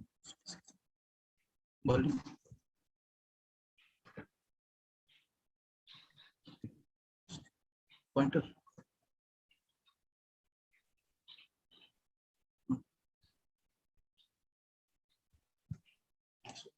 Volume is coming. Volume coming. Your volume is fine. Go ahead. Our aim of the study was to study the renal resistive index as a predictor for the development of hepatorenal syndrome in decompensated chronic liver disease patients over a period of 6 months. We also studied the association of intra-abdominal pressure that measured at the time of ascitic fluid tap in decompensated CLD patient with tense ascites and for future development of HRS over the period of 6 months. Ethical clearance was obtained from Hospital Ethical Committee. Written informed consent were obtained from all patients in local and local language and English. No additional expenses were put on the patients and caregivers. Materials and methods. This is a prospective single center cohort study that performed at Government Medical College, Thiruvananthapuram, July 2019 to July 2020. Baseline clinical parameters, renal resistive index and intra-abdominal pressure were obtained at the time of enrollment. And tense ascites was ascertained as mentioned in INASL Clinical Practice Guideline 2018. We included all patients with decompensated cirrhosis as defined as CTP score of more than equal to 7 attending the Department of Medical Gastroenterology during the study period, and we excluded the patients who were not willing to give consent, upper GI bleed, sepsis AKI in previous 1 month with coexistent chronic kidney disease, malignancy, severe cardiopulmonary disease, and technical difficulties in measurement in RRI and intra-abdominal pressure. RRI values were measured initial presentation at interlobar arteries of each kidney. As renal vasoconstriction basically progressed from hilum towards the cortex with the severity of the ascites. And this RRI value was done using the Doppler ultrasonography in our department. RRI computed using the formula of peak systolic velocity, minus n diastolic velocity divided by peak systolic velocity, and the normal range of values of RRI according to the previous studies was 0.6 to 0.7, and hence RRI of 0.7 was considered as a threshold value indicative of increased renal vasoconstriction. We measured intra-abdominal pressure in patients with tense ascites. An 18 gauge needle was gently inserted into the abdomen as per conventional ascitic tapping, and the opening pressure can be assessed by measuring the height of the vertical column of the ascitic fluid in centimeter as described in the diagram. This was taken from Royal College Hospital guideline of Fibro. For measurement of IAP, we ensured the horizontal surface by using the spirit level so that to ensure precision. On follow-up, the patients were followed up for 6 months to look for the development of hepatorenal syndrome according to the IAC criteria. Statistical analysis was done using SPSS version 25. ROC curve was plotted to find out the best cutoff value of RRI and IAP for prediction for development of HRS. Area under the curve, sensitivity, specificity, and predictive values were calculated for prediction of development of HRS, and multiple logistic regression was used to predict the independent risk factor of HRS in 6 months. We screened 155 patients. Among them, 25 patients met exclusion criteria, and we enrolled 130 patients, 10 patients lost to follow. And among 120 patients, RRI measured at initial presentation to the hospital and followed up for 6 months to look for development of HRS. And in 60 patients, we measured intra-abdominal pressure at initial presentation with 10 societies, looked for 6 months to look for development of HRS. Baseline characteristics of the patient, we got that alcohol-related etiology as most common etiology of 50% and NAS-related etiology at 30.8%. Child B and child C are comparable, and average RRI value we got as 0.76 plus or minus 0.05. The average RRI value was 0.76 plus or minus 0.05 with a median value of 0.74 with a minimum value of 0.7 and maximum value of 0.9. The average RRI value among the males and females were comparable. We also studied the association of RRI with selected variables and found that presence of 10 societies, presence of clinical jaundice, and child C status, the mean RRI value was higher as compared to other groups. There was also a positive correlation of RRI with increasing male sodium score. As the RRI values are increased, the increasing severity of the liver disease also increased. HRS we got in 24 patients, that is 20% patients during follow-up, and patients with mean RRI of 0.82 at initial admission developed HRS during follow-up, and patients who developed HRS on follow-up had higher male sodium score than who not developed HRS. So we plotted a curve, area under the curve, and we got a best cutoff value of more than equal to 0.77 with an area under the curve of 0.89 and with a sensitivity of 91%, specificity of 76%, positive predictive value of 48%, and negative predictive value of 97.3%.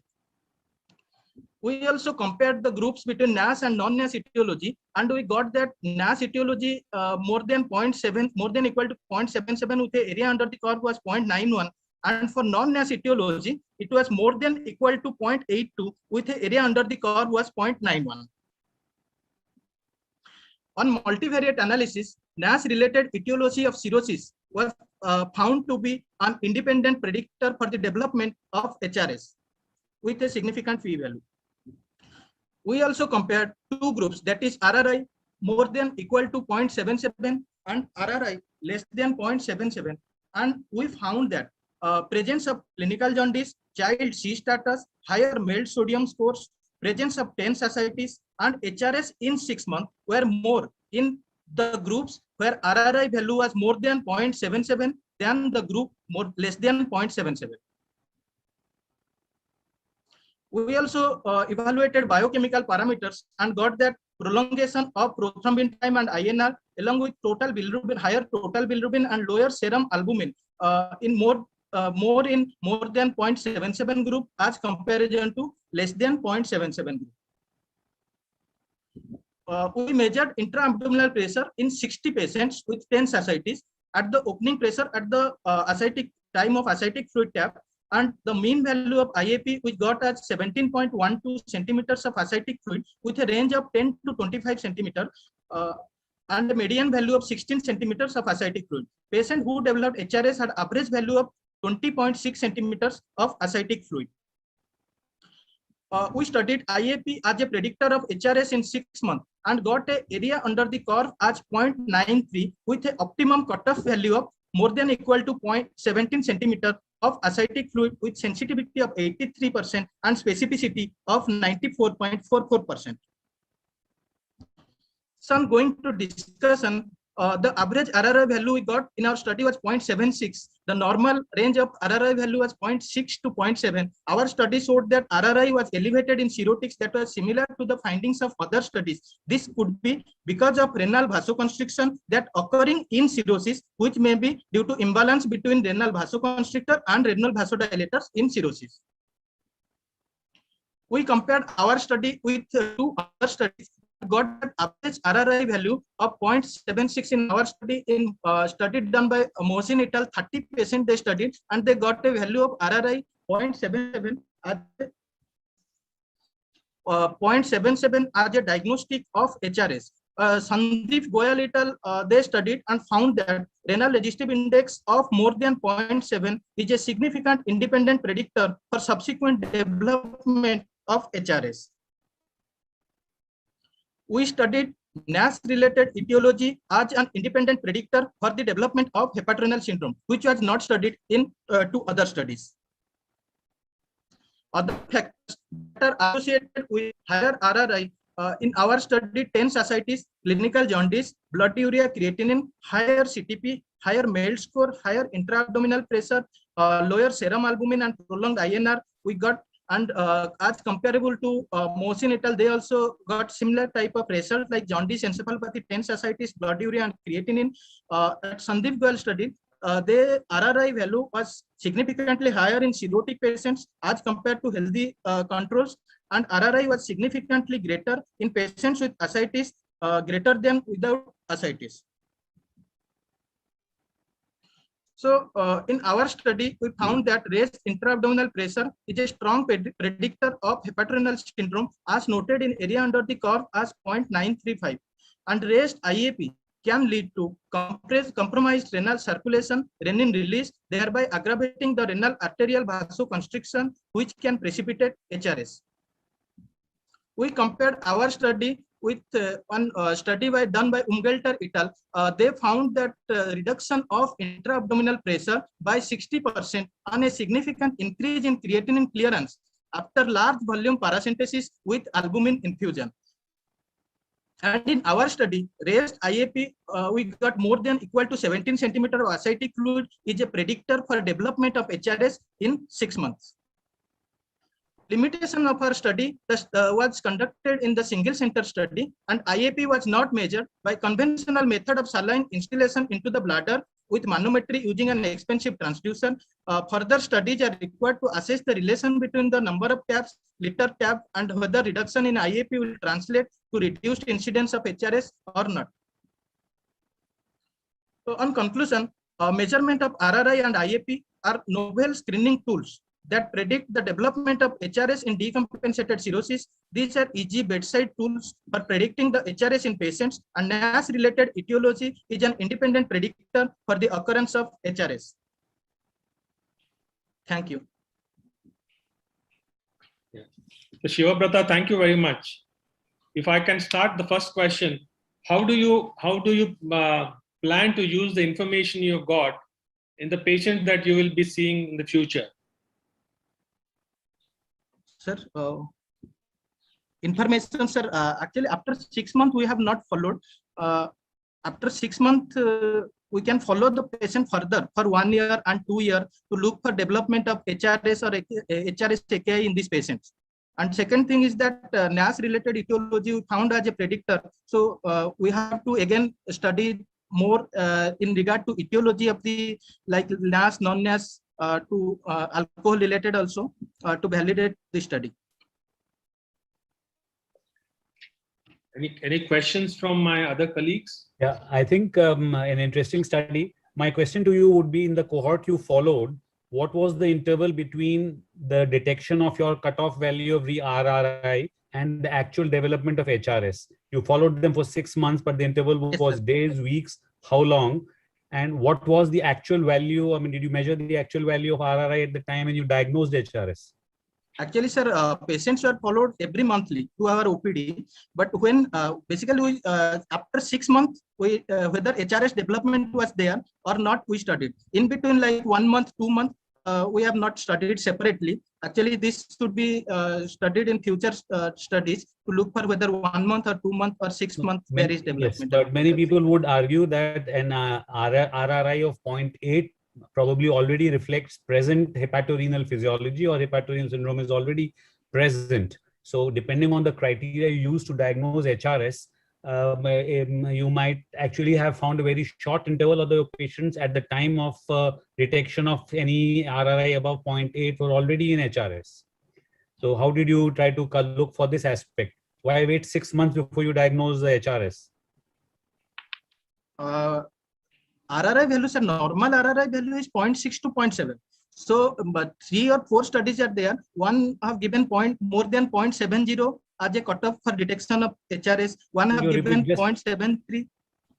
I think just to stick to, I mean, the interval at which you diagnosed RRI and the therapeutic implication of diagnosing HRS and its treatment are so serious that one would want to diagnose HRS as soon as possible and not wait for a period of time.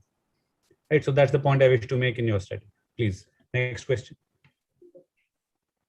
So if we look at your data, Yes, these patients had many other factors such as presence of ascites, prior urea or creatinine, etc. Did you try to assess whether RRI added anything to what could have been predicted based on simpler measures? Over. Sir, RRI, we got in our study like 0.77, more than equal to 0.77. Other factors also studied in our study, like 10 Is it possible that other factors by themselves would have predicted well who will get HRS and who will not? Did RRI add anything? RRI, we got in our study, RRI and IAP are more predictors than other factors like 10 ascites, lower serum albumin, and clinical jaundice, higher MELD sodium score. See, but those RRI are and already IAP available. This is something you have to do additional. So if you can diagnose based on those factors themselves, why look for another additional measure? RRI and IAP are good measures. We can do it easy and simple methods. Other measures also can be done, and further studies are required whether other blood levels are predicted or not. Kaushal, I think we are done. So Shivabrata, thank you very much for your study. Thank you, sir. Thank you very much, INASL, for giving me such a platform to speak. Yeah, thank you. Thank you. And that was a very interesting session with the innovative data produced by many researchers. And I thank the judges of the session, Dr. Rakesh Agarwal, Dr. Dhiman, Dr. S.P. Singh, Dr. Vivek Saraswat, Dr. Abhijit Chaudhary, and Dr. Harshad Devar-Bhavi for first selecting these 6 papers and now judging them. And we will have the results soon. And it will be announced, the first and second prizes will be announced in the valedictory function tomorrow close to 9 p.m. So I request all the participants to be present there at the time for the announcement of prizes. So now we move on to very important sessions, the 2 orations of INASL, very prestigious orations being awarded to very famous personalities. These are the Dr. N. Madan Gopalan oration and Dr. S. Memorial oration. So for this, I would like to invite the chairpersons, Dr. Roop Rai, Dr. V.G. Mohan Prasad, and Dr. Virender Singh to take the floor and start the session. Dr. Roop Rai, please. Good evening. At the outset, I wish to thank INASL for giving us an opportunity to be the part of this prestigious oration program. Professor N. Madan Gopalan was a giant in the arena of hepatology and gastroenterology in India. He did his MRCP from Edinburgh University in 1960 and in the special subject of alimentary diseases as a special subject. On return to India, he established the Department of Gastroenterology in 1971 and started DM course in Madras Medical College. He had passion for probing into the unsolved problems in the field of hepatology, may it be viral hepatitis, subacute hepatic failure, or role of adulterants as carcinogens in the development of HCC. This culmination culminated in the over 200 publications to his credit. He was a teacher of teachers because he trained so many people, and out of them, they have contributed in the development of gastroenterology in India. And Professor N. Madan Gopalan oration was instituted by INASL in 2003 to commemorate in his memory and his contributions in the field of gastroenterology in India.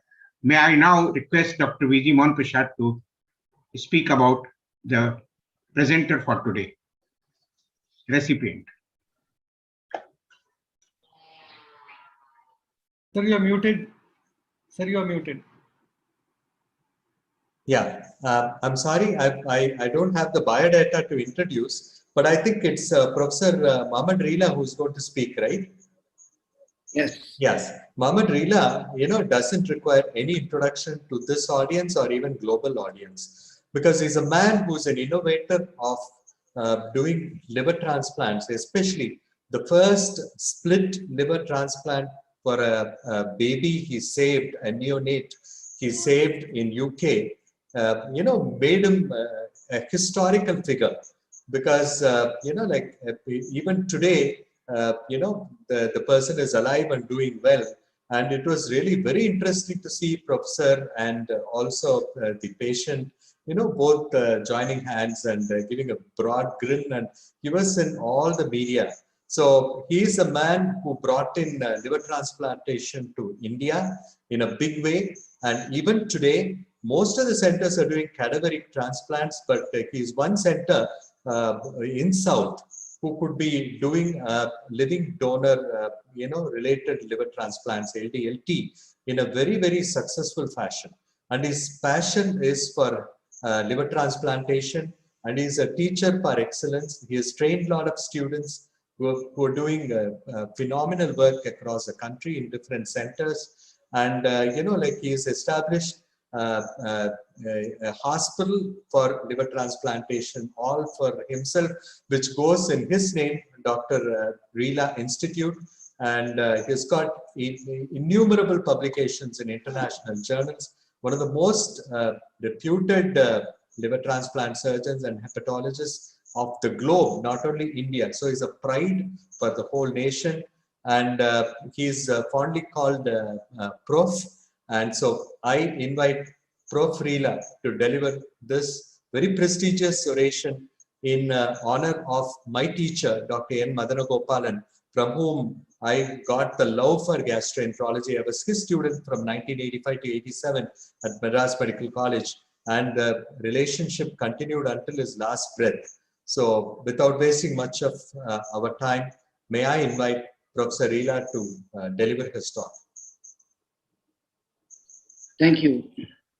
I think I sent a recorded recording of my speech. Are they going to play it now?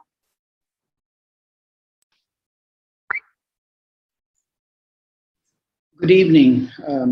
I would like to thank the organizers for giving me the opportunity to talk on this prestigious oration, Professor Madanagopal oration. I'm talking today about the evolving or the changing indications for liver transplant over the years.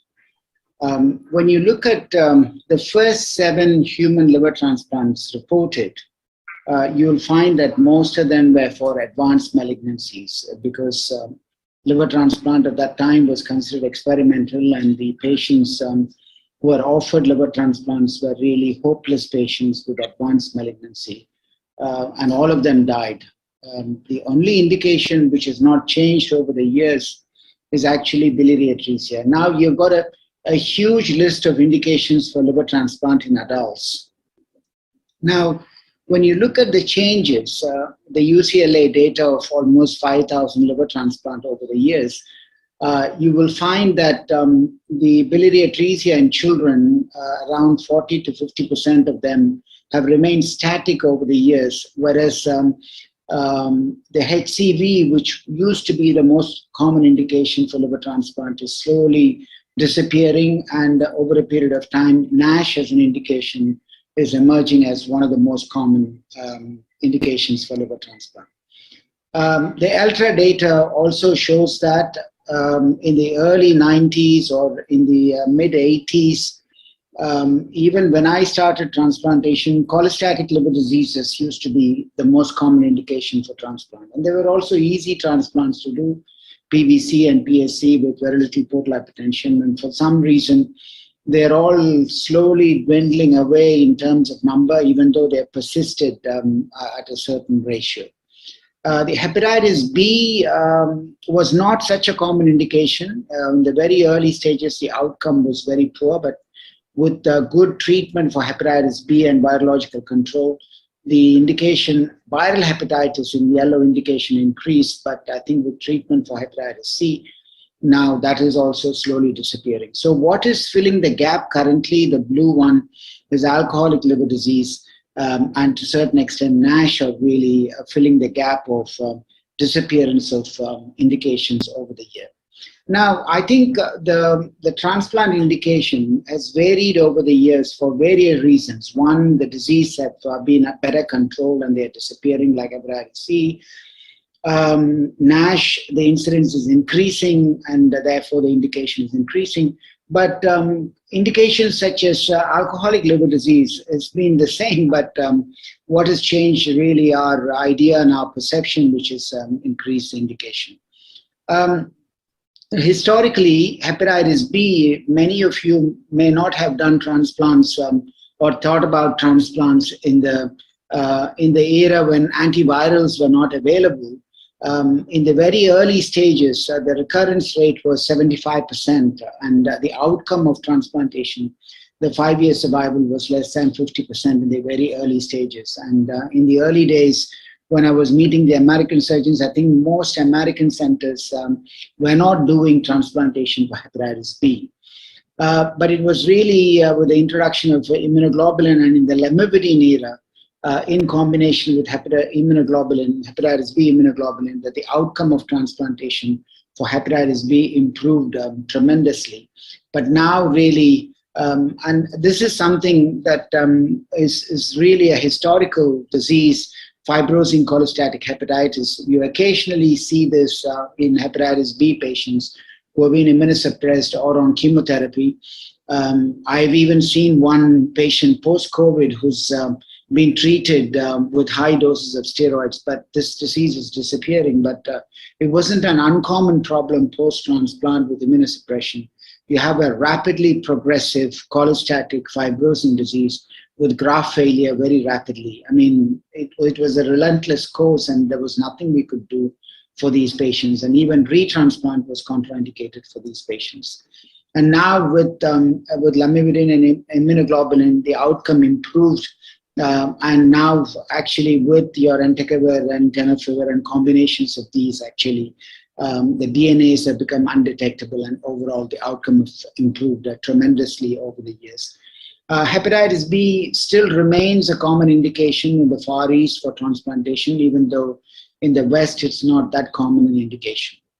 Hepatitis C has also, as you all know, hepatologists, the hepatitis C has seen a major change really. In the early phases of liver transplantation, hepatitis C recurrence after transplant was in fact universal. All of them were positive, RNA positive after the transplant. One of the difficulties, I mean, you can see this is the number of transplants done in the United States each year for hepatitis C. The number is increasing. There may be a trend towards declining. This is before the direct-acting antiviral period, is 2011.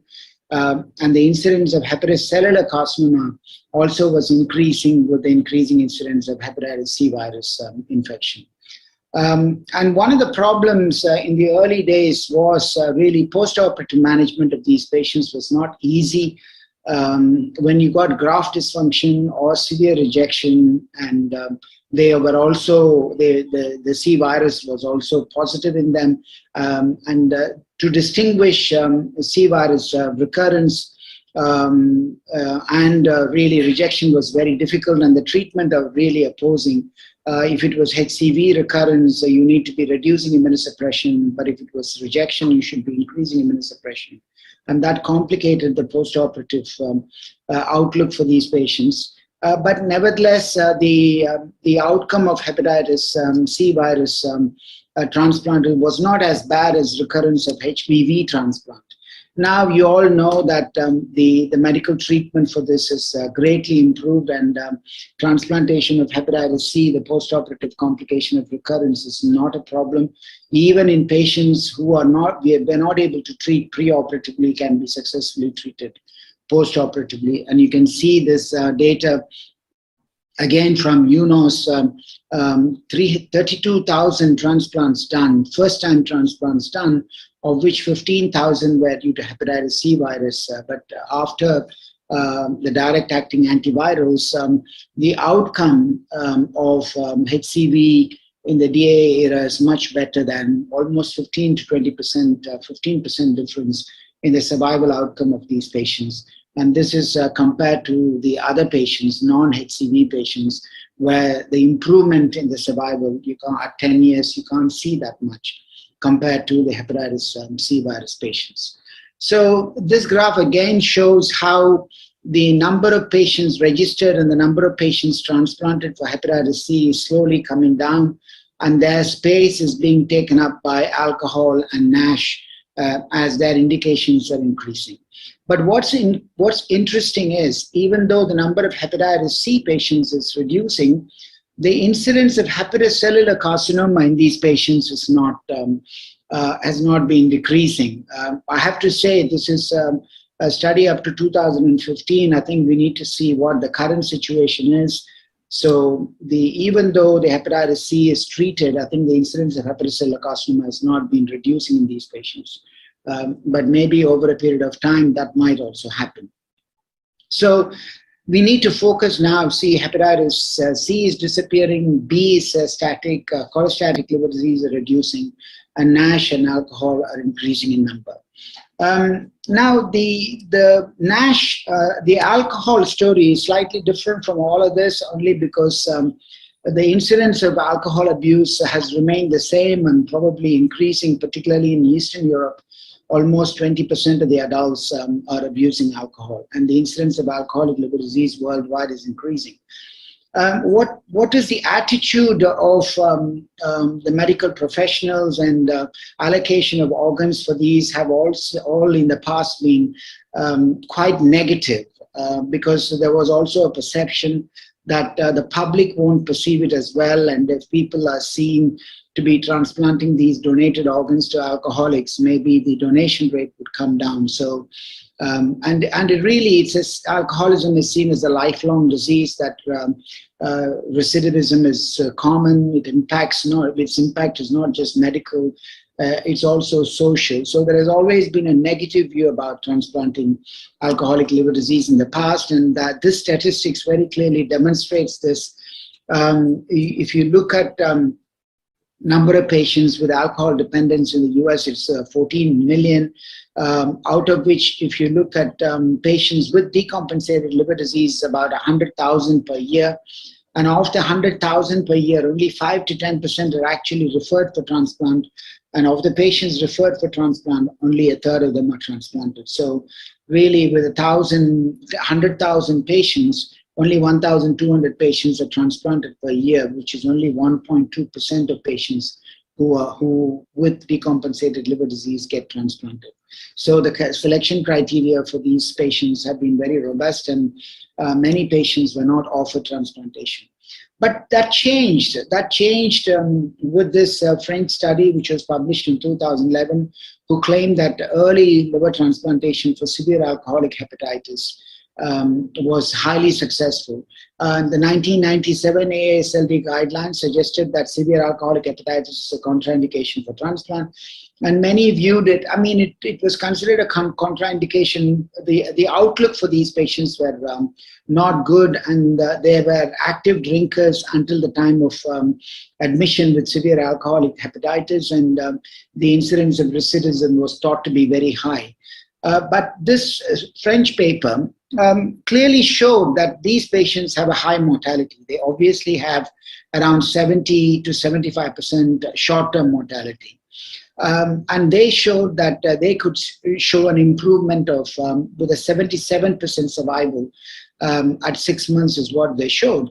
And they very clearly demonstrated that these patients won't be able to show abstinence because they're going to be dead within the 6 months, or 3/4 of the patients are going to be dead. But they used other really criteria to look to see if these patients will get back to drinking or not, which is in the form of really psychosocial assessment, family support. commitment from the family and the patients for lifelong abstinence. So they did not use abstinence as a criteria for recidivism, but they used other methods of assessing whether these patients are going back to alcohol or not. Nevertheless, they demonstrated that the outcome of transplantation for severe alcoholic hepatitis was very good. But they had a very stringent criteria or decision-making circles, which included nurses, specialists, hepatologists, surgeons, anesthetists. And any one of them at any circle could actually block them from going off for transplantation. So really, the incidence of relapse after such stringent selection criteria, which did not include abstinence, was very low, really. It was around 10%, 12% was the incidence of alcohol use post-transplant. And after that, many other studies have demonstrated, even though the numbers are not very large, 17, 26, 9, all showing that the outcome can be extremely good with a 6-month survival of close to 90% and 100%, and the alcohol use post-transplant of 22% and 24%.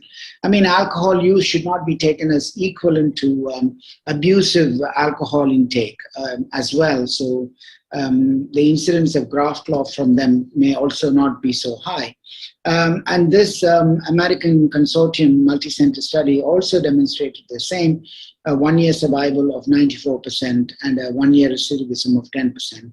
And a 3-year recidivism of 17%. So it was considered that the 6-month rule is not suited for severe alcoholic hepatitis.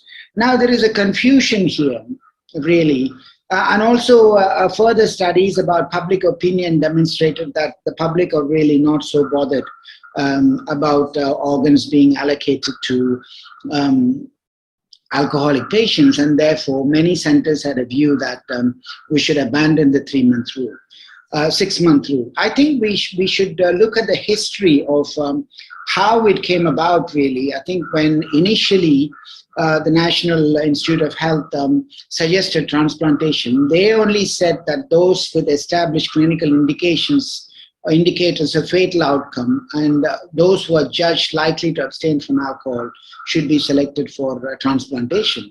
But it was actually the insurance company and the healthcare financing administrations which suggested that they should demonstrate a period of abstinence. And in fact, in one case, they were demanding 24 months abstinence, and that court case resulted in really UNOS coming up with a reasonable time period. And in 1997, UNOS came up with a 6-month period. It was not based on any study that 6 months abstinence is good, and they were likely to be not going back to alcohol. So it's really an arbitrary threshold, and this period has never been shown to affect the survival after liver transplantation. And there is a weak association between sobriety and liver transplant outcome. So what all of these studies took on, I mean, anyway, they took this on because these patients anyway cannot show abstinence. Severe alcoholic hepatitis cannot demonstrate abstinence because most of them will be dead at the end of before 6 months. So they looked at really their social situations, family history of alcoholism, whether they failed attempts at rehabilitation. First-time admission was also an important one, that they have not known that they have had liver disease or continue to drink after they have known that they have liver disease.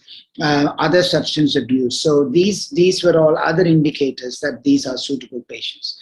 But the problem with disappearing 6 months abstinent rule is that now people will consider patients, any patient, for transplantation, and you cannot extrapolate the rules for acute alcoholic hepatitis to chronic liver disease, because in chronic liver disease patients, there is a possibility of some recovery when it is possible for them to demonstrate abstinence. You can demonstrate improvement, and if you look at this study, they've shown 6 months is actually a good indication of patients who will truly have irreversible disease. So they chose a group of Child-Pugh C patients, and then requested a 3 months and put a rule of 3 months abstinence for these patients. And 67% of them had improvement in their LFTs. So you could actually some of them to Child-Pughs. child PUB, and so not all of them would require a transplant. And I want to also show this study, which is again a French study. This is before the acute alcoholic hepatitis study, 13 transplant centers, and they chose 120 patients. These are all child PUB patients. Child B patients grouped into two categories, 1 and 2. One was listed for immediate transplant without abstinence, and the other one was a standard care, not offered transplant. So, and these group 2 patients were offered transplant only when they progressed on to group C, otherwise they were not offered transplant. So if you simply look at the outcome of these patients and how many are alive, in the transplanted group, really 29 patients were alive. 29 patients were alive at the end of it, who received 41 received transplants, and again in that group 19 did not receive transplant. So if you look at the whole group, it was 29 patients who completed follow-up, whereas in the non-transplanted group who did not receive transplant, you have 30 patients who are still alive who did not receive transplant. So and then 12 of them survived here. So here 42 patients survived. Here there are 35 patients survived who are in the transplantation group, and 30 plus 2, 42 patients survived who are not in the transplantation group or not in the immediate transplant group, even though some of them received transplantation. So you've really avoided transplantation in a large proportion of patients in the group 2, indicating that not all patients should be offered immediate liver transplant for chronic liver disease. So the rule for alcoholic liver disease, acute alcoholic hepatitis, is very different from the rule for chronic liver disease. And this again shows the immediate listing group and the standard care group. The standard care group is almost 10-15% better than the immediate care group. This analysis very clearly shows that persistence of alcoholic consumption was the risk factor for patients for risk, rather than really improving survival with transplantation for these patients. I'll go on to the next, NASH. NASH, as we know, is increasing as an incident. I won't go into details, and many studies have shown that NASH is really taking over. Now, alcohol and NASH are probably taking over the gap that is left by hepatitis C. Dinesh, our hepatologist, has also shown in our own data that NASH is increasing several fold now as an indication for transplant. The next point I want to make is about how our attitudes have changed towards transplantation for malignancy. In the early phases, we had very strict criteria, the Milan criteria, which many countries are still sticking to this as a criteria for transplant. So the morphometric criteria was the rule in the early 90s, but now those criteria have been expanded, each one coming up with their own criteria, the Chinese, the UCSF criteria, the Seoul criteria, and India also, people have got their own rules about which one to transplant, and most of them are demonstrating similar survival. Now even biological markers are being incorporated into these criteria. What used to be an absolute contraindication for malignancy, macrovascular invasion, is also now proving to be not a contraindication for transplantation. Here you see the Koreans have demonstrated that they can have good survival, 1, 3, and 5-year survival of 63%, 45%, and 45% for patients with macrovascular invasion.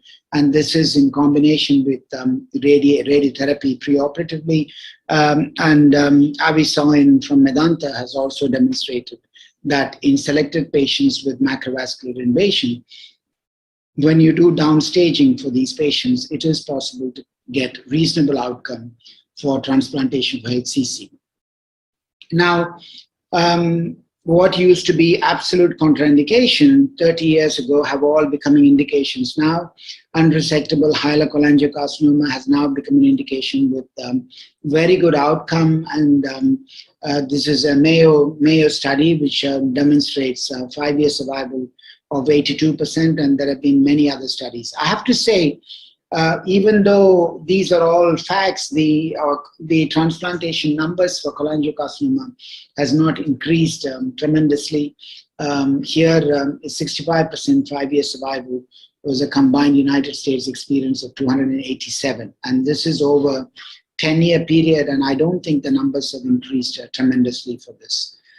Even intrahepatic cholangiocarcinoma has been offered transplantation now. Now, finally, the new thing is liver transplantation for colorectal metastatic disease, unresectable colorectal metastatic disease, with a 3-year disease-free survival of 35%, which doesn't seem good, but in the patients who survive with relapse, they still have a 1, 2, and 4-year survival of 173%. So you can, if you're looking at 5-year survival of 73%, even though they have disease recurrence, it is an acceptable thing. But this is still debatable whether you would be offering transplantation for colorectal disease. And that's why the Oslo people have come up with this rapid concept. The rapid concept is actually an auxiliary liver transplant followed by recipient hepatectomy at a later stage. They have devised this because they felt that we cannot waste an organ for this indication, and therefore in a split liver they would use part of a liver, a left lateral segment, transplant a left lateral segment, allow they ligate the right portal vein and allow the right lobe to atrophy and make the graft increase. This is a concept is very similar to auxiliary liver transplant for acute liver failure. And they feel that this is probably one way to offer transplantation for these patients. The indications for transplant for neuroendocrine metastatic disease has been there for many years. And I feel that there is a huge confusion as to who should be transplanted. We need to be very aware that many patients with neuroendocrine tumor, liver-only metastatic disease will live for 10 years and 15 years with the current options available. So it's very important to understand the natural history of these tumors before offering them transplantation. In fact, transplantation can cut short their life expectancy. I've certainly seen a patient with 10-year neuroendocrine metastatic disease who was transplanted. This was in King's, and within 2 years of transplantation, he had very extensive disease with immunosuppression. Milan Massafero has come up with further criteria for selection of neuroendocrine tumors, but one needs to be cautious about offering this. One thing that I wanted to say is many of you may not think of retransplantation much, but in the early days when I entered transplantation, almost the retransplant rate was almost 15-20% in transplantation. So almost every 5th transplant we were doing were retransplantation, either for graft failure, hepatic artery thrombosis, or recurrent disease, and finally chronic rejection. Chronic rejection was seen in almost 15% of transplants. Here you see the number of retransplants done in the United States is coming down. It's coming down in spite of number of transplants going up. This is a percentage. The number is remaining the same, but the percentage of transplants is coming down. The retransplant rate is less than 5%. And that is predominantly because of tacrolimus-based immunosuppression, which has reduced the incidence of chronic rejection from 15% to almost 2% or 1% now. So retransplantation for rejection has become a rarity these days compared to the olden days. I mean, I think the surgical innovation allows multiple retransplantation, and there are many centers who have done the 3rd time transplant, 4th time transplant, 5th time transplant. I was involved in one of the patients who had a 5th transplant in King's College Hospital, but finally died after the 5th transplant also due to recurrent disease. So if one wants to take it, they can keep pushing boundaries. Pediatrics, just one indication which has disappeared is neonatal hemochromatosis.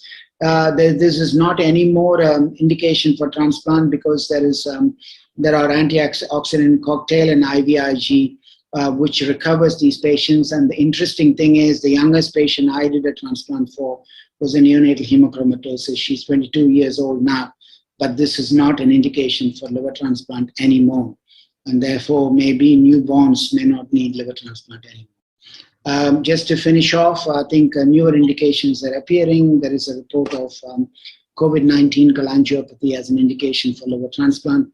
I think we have at least a couple of patients now who are cholestatic for the last 2-3 months post-COVID who may be heading that way. And I finish my talk there, and thank you very much for the opportunity.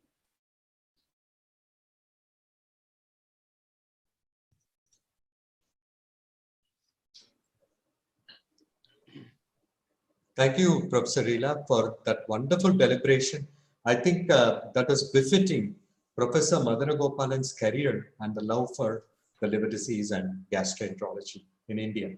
So you have made our nation proud and all of us proud. Thank you. Thank you. Thank you very much. Thank you. Since it's an oration, there will not be any discussion or question answer session. So Dr. Virender Singh, please. Yeah. Good evening. I'm thankful to the organizers of this conference for giving me this opportunity to chair this session. And this is regarding the SR Naik oration.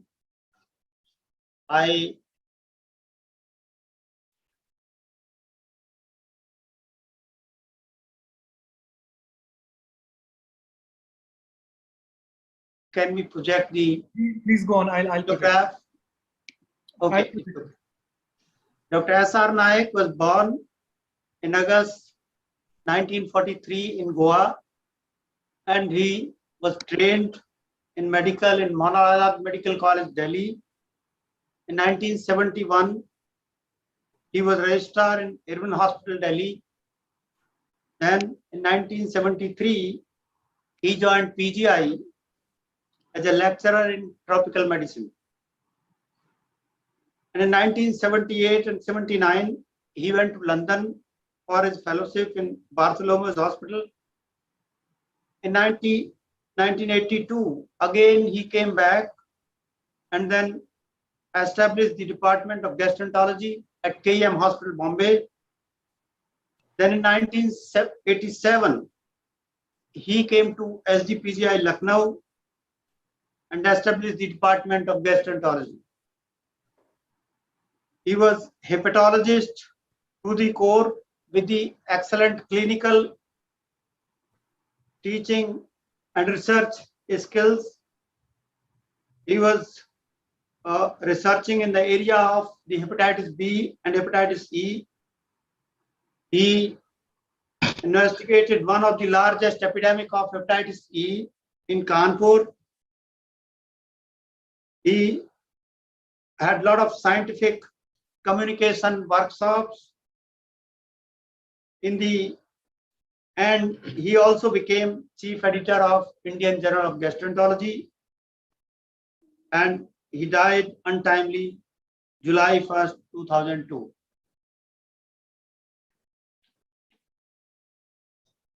Dr. Ramesh Rai can now ask the orator, Dr. Ramesh Rai. Yes, I have the pleasure of introducing Professor Smf Akbar, who graduated in medicine from Bangladesh in 1980, received his PhD in medicine sciences from Japan in 1993. He worked as a full faculty member at Graduate School of Medicine, Aiyam University, Japan from 1996 to 2008. In 2008, he joined Toshiba General Hospital, Tokyo as principal investigator. His pioneer work is in the development of therapeutic vaccine for hepatitis B virus. Presently, he has been conducting studies and clinical trials in the patients with chronic hepatitis B with the therapeutic vaccine to optimize the safe, effective, and the clinical viable regime in this approach for patients with chronic hepatitis B. He has authored more than 100 scientific articles in the peer-reviewed journals. I have the honor of presenting Professor Akbar for SR Nayak oration. Dr. Akbar, please. Thank you very much. I'm just trying to come with the slides. And so can you hear me and can you see the slides? Sure, we can see.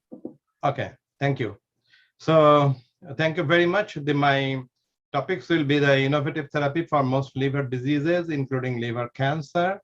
And first of all, this is an August night, and really an August night, because just 800 kilometers from my city in the Tokyo, legendary Indian athletes got the gold medal in javelin throw. And in total, there are the 7 medals like this. And this is not something awarded, but he achieved it by his beautiful things. And India is doing very well there. So this August night is really an August thing for all the Indians. And definitely INASL will take part with this thing. Well, the first I last come from one quote from the APJ Abul Kalam, the late president of India. A dream is not that which you see while sleeping. It is something that does not let you sleep. In fact, the work that I perform over a long period is something like a dream, but it is an evidence-based dream. And it started from to find out the fundamentals of innovative therapy for liver disease, and possibly not only liver disease. Today I'll be talking only about the liver disease, but possibly all pathologies at the cellular level. And the fundamental question was how we maintain daily activities like breathing, synthesis, communication, and all things. I didn't write here. And then why we get sick sometime. And finally, how we manage the state of disease to ease. And to find these queries, at the beginning of the 1980, at the middle of 1980, I just look at the human cellular things. So in a normal human, there are 15 to 37 trillion cells. And length of DNA is 2 meters. And the total length is about 30 to 75 trillion meters, which is equivalent to 30 to 75 billion kilometers.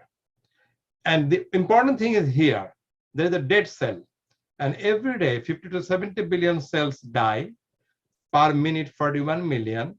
And per second, we have passed several seconds after I start my lecture. So 680,000 cells die. And when the cells die, come the debris, carbohydrate, protein, fat, DNA, and many, many, many things. And all these things play a vital role in hemostasis, a balance among several. And when this balance is disturbed, then the disease comes. And all these things provided me how this hemostasis maintained, diseases come, and one of the main factor came is the factor that is the immunity. And that is the starting of the development of the immune therapy. The liver disease, this doesn't need an explanation. So you know there are a lot of types of liver disease. These are diverse.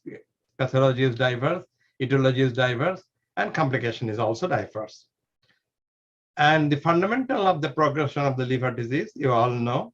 There is exception, definitely, but with the normal, there is stress. This is stress, maybe different type, maybe from the viral, from the fat, from the other thing. Then it becomes chronic. Here, there may be some acute or chronic or some acute liver failure, then usually cirrhosis and the cancer. So we move like this. Then the proof of concept. So actually, I worked almost all of the liver disease in either human model or in the animal model. But today I'll be discussing about the innovative therapy for 3 liver disease, hepatitis B virus, primary biliary cirrhosis, and liver cancer. About the hepatitis B virus, you all know that there's a lot of drugs starting from the 1990s to 2016. And these drugs are antiviral drugs with some immunomodulatory capacity as usual. And the concept of immune therapy came from this because this virus is non-cytopathic. They cannot kill. They don't have any toxin. Then how they cause inflammation, fibrosis, distortion, lobule structure, alter hemodynamics, liver cancer. And ultimately it was found that the host immunity, it acts like a double-edged sword, and the manipulation of the immunity have two roles. One may be the pathogenic and other is the protective. And the target of immune therapy in chronic hepatitis B is to minimize the pathogenic immunity and inducing the therapeutic immunity. So people start to try with the polyclonal immunomodulator. So the conclusion is something like this. Also, a lot of things was used.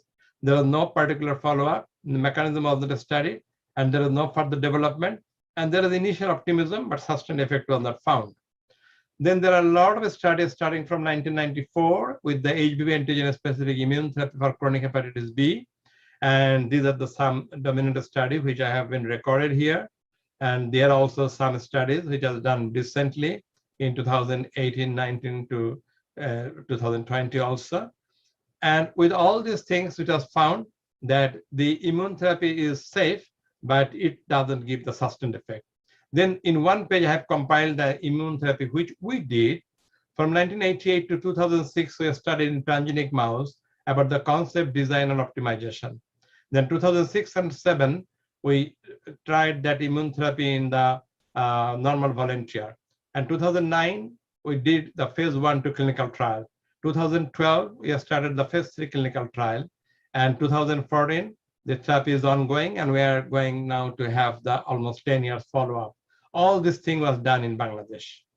And the study design, so due to the time, I can only say you there is a 2 group. Each group has 80 patients with chronic hepatitis B, DNA plus, elevated ALT, and they are given a drug, NASVAC, which I have been discussed many times in the INASL meeting, 10 times nasal, 10 times by injection. And there was the PEG interferon once weekly for 48 weeks. And here is the result. If you see, you can find that before the treatment, there is the DNA level was almost similar. And then at the EOT end of treatment, it low down. And in the NASVAC group, it remained as such, but in the PEG group is increased. And most importantly, after 5 and 6 years follow-up, we found that out of the 78 NASVAC patients, 2 become cirrhotic, and out of the PEG interferon, out of 80 patients, 10 become cirrhotic. We also studied mechanism, which I have not time to discuss fully, but the core antigen-specific immunity was very important for maintaining these types of things. And we have done 3 patent applications for this. And now we are going to do one study in which we will stop the nucleoside analog for 1 month and then induce the NASVAC for 10 times. Well, then in Japan, we had the new clinical trial in which we use the patient receiving nucleoside analog, because in Japan, people have received some sorts of treatment. And this patient has given only by the nasal route. And we found that the surface antigen reduced significantly. And you can find that it is reduced more than 2 log copies. And also, about 20% patients develop anti-HBs. So we are now moving in Japan. This has started for 3 years, and the study is still going on, and it will be going on for a long time. And we're also trying to register this drug in Japan as well for the patient who have received the nucleoside analog before. Then the concept of the innovative therapy for primary biliary cirrhosis. And this was done by animal model, not in the human. And we use the poly-IC, this is the immunostimulator, and we use different dose. And within 28 weeks, we got a mouse model of something like the primary biliary cirrhosis. So what we found, first, according to the injection, and after the week, the ratio of portal areas with 100% infiltrated cell, and we find it is increasing day by day. We also look for the AMA in poly-IC mice, and we found that there is the specific band in the AMA position, and this was also published, and we found this one. Next, we found this is the internuclear antibody, this is the AMA, and this is the mixed type of antibody.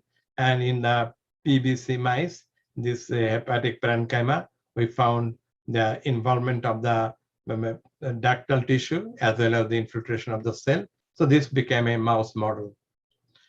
And also we found the autoantibody of different types. So just it looks like the PBC-like model. And another important thing we found that in these pathological processes, the antigen present in dendritic cell actually, which is my main work, was found this blue like a staining with the double stain in immunofluorescence. Then the important thing is about the treatment. So due to the time, I cannot discuss all the things.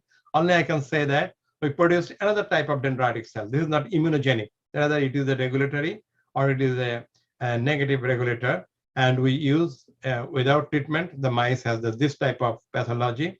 And after giving treatment with the regulatory dendritic cell, we find a clear-cut liver, and there is the improvement of things. And also the anti-AMA and the inflammation was decreased in this situation. Then concept of innovative therapy in liver cancer. Sorry. So in the liver cancer, so you all know the present regimen is something like this. The problem is there is a recurrence, metastasis, and the location is sometimes very adverse, and the drugs and radiation also have the adverse effects. And we tried a new type of immune therapy, and also we tried this in human. So what is the major point of this concept? The major point was that the ACC antigens would be collected from the cancer nodule in vivo. An immune response will be induced in ACC patients in situ, placing ACC antigen with danger signal for immunity. And after validating the animal model, we'll do the clinical trial. So the thing is this, in case of the cancer, the antigen got some types of changes. So what we are now talking about, the variant of the COVID or SARS-CoV-2, something like this. And for this purpose, the immune responses, which has been initiated, is not enough to have the fight with the cancer. So we thought that we would immunize in the in vivo. So what did we do? First, we do the animal experiment. We produce a cancer and we give two things. One is the ethanol, it is a danger signal, plus DC means dendritic cell, and one is only dendritic cell. And we found that when you give only dendritic cell, the cancer increased by size. But when you place the ethanol plus dendritic cell, then it was significantly reduced to this group. And this is the first animal experiment was done. And we also found that survival was also increased when we give the ethanol plus dendritic cell compared with the only ethanol. And the most importantly, we also checked the dendritic cell, the double staining with the CD11C and the CD86, and we find that a lot of dendritic cells which are mature, these are the mature dendritic cells, this is red color and this is green, blue color. So this dendritic cell, when mature dendritic cell with both these things was much more in the cancer nodal places. And when all these things was done, then we moved from retrieving antigen and the danger signal in situ. And this one slide will explain almost the whole thing. So the patient has liver cancer. So we need the antigen.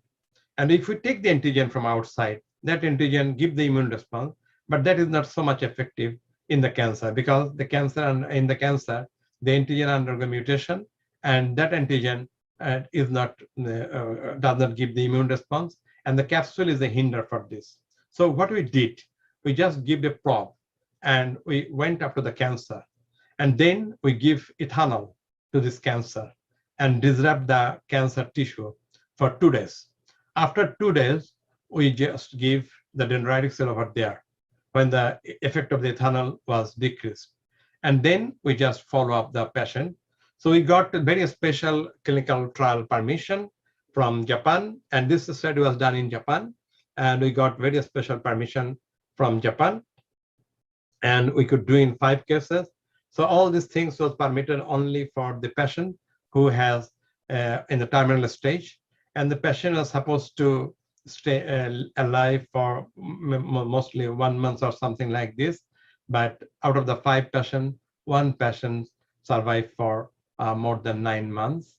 So we found that this may be one indication for having a new treatment regimen for the liver cancer. But after that, to have the clinical trial with the chronic hepatitis B, I moved to Tokyo. So I could not continue this study. And this dendritic cell, everything was isolated by me. So I could not continue the study. But again, I have come back to this, my seat, AIME, the original place. And we are going to do this thing here and also in Bangladesh. So if I summarize the whole things, what is the standing? The thing is this, even still now, the dendritic cell or the immune therapy have not become a reality because there is a lot of controversy, a lot of things, and not many people is doing these things because possibly we are the only who have been working on immune therapy for the last 30 years or more. So the thing is this, we think that immune therapy can brought to reality. But what is need to understand?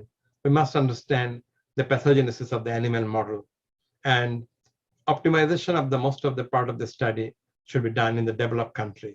And initial safety and efficacy study should also be done in the developed countries. And then the bigger study or the long with a lot of people can be done in the developing country. Because most of these studies, I have a very good way to do the study because I was always shifting between Indonesia, Bangladesh, and Japan. So most of this study was initially done in Japan and also optimized in Japan and also tried in human being in Japan. When the safety and the efficacy of these things was confirmed in Japan, only at that time I started the clinical trial in Bangladesh. So if we miss one stage, and if there is, because these are very critical, and always there is a safety issue, because we use the core antigen, which is usually considered as a very dangerous antigen for chronic hepatitis B patient, but because the fear of the CTL and everything is done. So I just try to tell a little part of this study. The thing is this, we have used the hepatitis B, a combined antigen with the hepatitis B HBS antigen and core antigen. And this was also produced in Cuba, because when I first got that core antigen is required for immune therapy, neither Japan nor UK nor USA, nobody could produce the full-length core antigen. So at the beginning, I requested the Cuba to prepare the full-length human GMP level of the core antigen, and they prepared it for us, and we could do this experiment. And then brought the core antigen in Japan. And all the animal study in the HBV transgenic mice, which I produced by myself, and that we could do here. And then we did some of the studies in Japan, and we also gave in some patients here, and also the voluntarily we also used in our body, and then we went to Bangladesh. So this is one of the system by which we can progress this study for between the East and East collaboration, between the collaboration of the developed and developing country. So new dream and new thought. And finally, again, this is actually the last slide. So I just like to tell that again, a quote from the former president of India, APJ Abdul Kalam, the dream, dream and dream. So the message is the have courage to think differently, courage to invent, to travel the unexplored path, courage to discover the impossible and to conquer the problems and succeed. We don't know how much we could go, but in Bangladesh, like any other country of the world, we can get antiviral drug. We can have most of the facilities there, but it is not applicable to all the population. So we have to take, so my impression is this, we need to have, take some dream, and it is maybe impossible, but it should be evidence-based. For me, at this part, I can say you, I was a late starter because I am a medical doctor. And after 8 years, I went to Japan. And here the atmosphere was diverse. I had a laboratory, but I was not in Japan. Nobody from the outside can be a professor of the clinical department. I have trained about 30 doctors in the PhD course, but that is not enough to do everything. But I think that the next generation will be able to do all these things and acknowledging the reality of the research. The reality of the research is this: we must have the evidence. And the thing, and another thing, the truth is not an ideological issue, and ensuring vision and way to get evidences of all these things. And I'm in contact with the INASL for quite a long time. But today I did not discuss about the hepatitis B virus because I have discussed about that several times. So not only the PBC, also I'm working with the hepatitis C virus and almost all the liver disease, and also extending the boundary of the liver disease. We are going to treat in general all types of cancer, because on principle and fundamentally, if I get an antigen and if I get a dendritic cell and can modify and can prepare an animal model, possibly almost all types of disease can be treated theoretically. But optimization requires a long time, because to optimize up to this level, it took about more than 30 years, and maybe, but now the things will move more and more rapidly. And I hope that someday the dream, which seems to be impossible, never to come true, something like a double-edged sword can be done, because we treated 80 patients with NASVAC in Bangladesh, and 80 patients was given pegylated interferon, and all these patients are under the strict follow-up. And these NASVAC patients, about 70% patients has the normal ALT and HBV DNA negativity. On the other hand, the PEG interferon patient have the elevated DNA, about the 70% cases. Now I'm deciphering the how we can proceed more, and a study has already got the IRB from Bangladesh to stop the NASVAC, to stop the nucleoside analog, and after 1 month we'll use the immune therapy with the NASVAC. And by this, we are now going to have something, a finite type of treatment.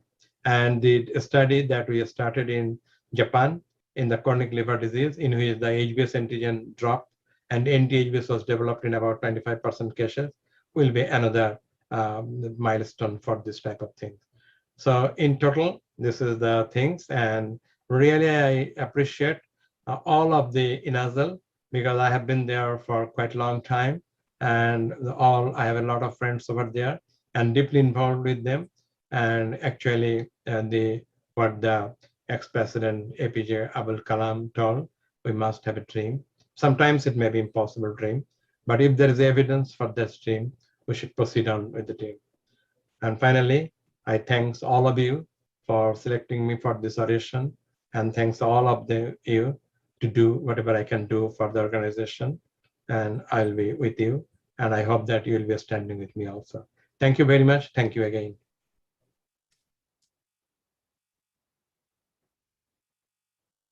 Thank you, Dr. Akbar, for an excellent overview of your research work, which has really given us an idea as to impossible things can be dreamt and they can be brought to the reality. Thank you again for all the members of INASL for accepting this oration and be the part of INASL program. Thank you very much.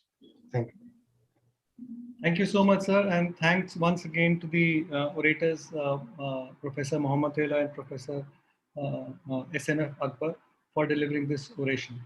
So we move on to very clinical contemporary topics, and before I give the floor to the chairperson, I must convey my gratitude to Dr. Rohit Luma and Dr. Sengi Lim, who come from extremes of time zone as compared to what we are in India right now. It is very early in the morning for Dr. Rohit Luma, and it's quite late in the night for Dr. Sengi Lim, but still they decided to be part of this meeting, so I'm really grateful to them. So with this, I give the floor to the chairpersons, Dr. S.K. Tyagi, Dr. Sunil Dadich, and Dr. J.B. Biliary to start the proceedings. Thank you. Dr. Biliary. Thank you. I would like to thank INASL and Dr. Kaushal Madan for asking us to chair this session on contemporary hepatology. It gives me a great pleasure to chair this session with two eminent gastroenterologists such with an interest in hepatology, like Dr. S.K. Tyagi and Dr. Sunil Dadich. The first talk is on non-invasive surrogate markers for Nafld patients. I must say INASL could not have done a better job than selecting Dr. Rohit Luma, who's a professor of medicine and director of Nafld Research Center in University of California, San Diego. Now I invite Dr. Rohit Luma to deliver his talk. Dr. Luma?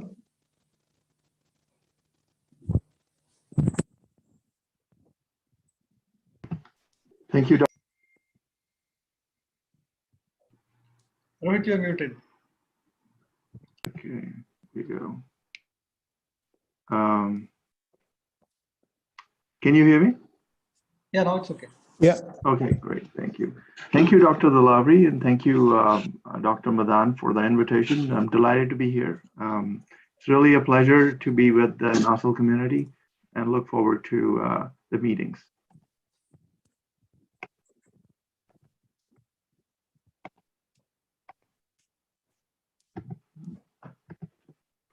This is going to be the outline of my talk. I'll cover how do you detect presence of Nafld, presence of at-risk NASH, presence of fibrosis, and predictors of response. Presence of Nafld, traditional assessment has been liver biopsy, but routinely in clinical medicine, we use ultrasound, the conventional ultrasound. It's not sensitive, so when the liver fat is between 5 to 15%, ultrasound may be negative. CT scan is also not favored because of risk of ionizing radiation and inaccuracy and lack of sensitivity and specificity. The most accurate test would be MRI imaging on spectroscopy that can now be estimated on MR imaging with proton density fat fraction. So for non-invasive assessment, if you really wanted to do that, you could use it. Otherwise, potentially, you could also use control attenuation parameter on Fibroscan. But clinically, we are still using ultrasound, and that's reasonable in clinical medicine to see if somebody had fatty liver or not. This is a group of, this is a patient of mine at UCSD where we did 2 different modalities to identify the amount of fat in the liver. This is useful in epi studies. This is also useful in assessing treatment response in phase 2A and phase 2B trials. And more of that has been coming if you're trying to assess which therapy should be moved forward for histologic assessment. Now, detection of at-risk NASH. First definition of what at-risk NASH might be. So it's patients who have NASH with stage 2 fibrosis or higher. And the reason for that particular entity is because those patients are at significantly higher risk for liver-related morbidity and mortality. And that is why for registrational trial, phase 3 trials, both by FDA as well as by the European Medicines Agency, you need to have stage 2 fibrosis or higher to be included into a phase 3 or a registrational trial for development of a NASH therapeutic. And this comes from these data. So that is the definition of at-risk NASH. So can we identify a patient who needs to be treated without doing a liver biopsy? A lot of work has been done, especially in the last few years. I'm going to move this box so you can actually see. So FAST is a modality that has become available. This is a combination of Fibroscan giving you control attenuation parameter. You use a liver stiffness measurement and then the AST, and you can come up with this number. So it is useful, but it has a very low positive predictive value. And that's the biggest issue. If your FAST is 0.67 or higher, that patient probably has at-risk NASH. And if the patient has a FAST of 0.35 or lower, then that patient has a pretty low risk. And so many a time people are doing is you check the FAST first, and then based upon that, patient might get a biopsy to be included into a clinical trial. But in future, we might use this to see which patient should be qualified for a treatment without doing a liver biopsy. But the main issue with FAST is, if you can see here, is a low positive predictive value. As clinician, we want to test when it's positive that we can actually do something directly.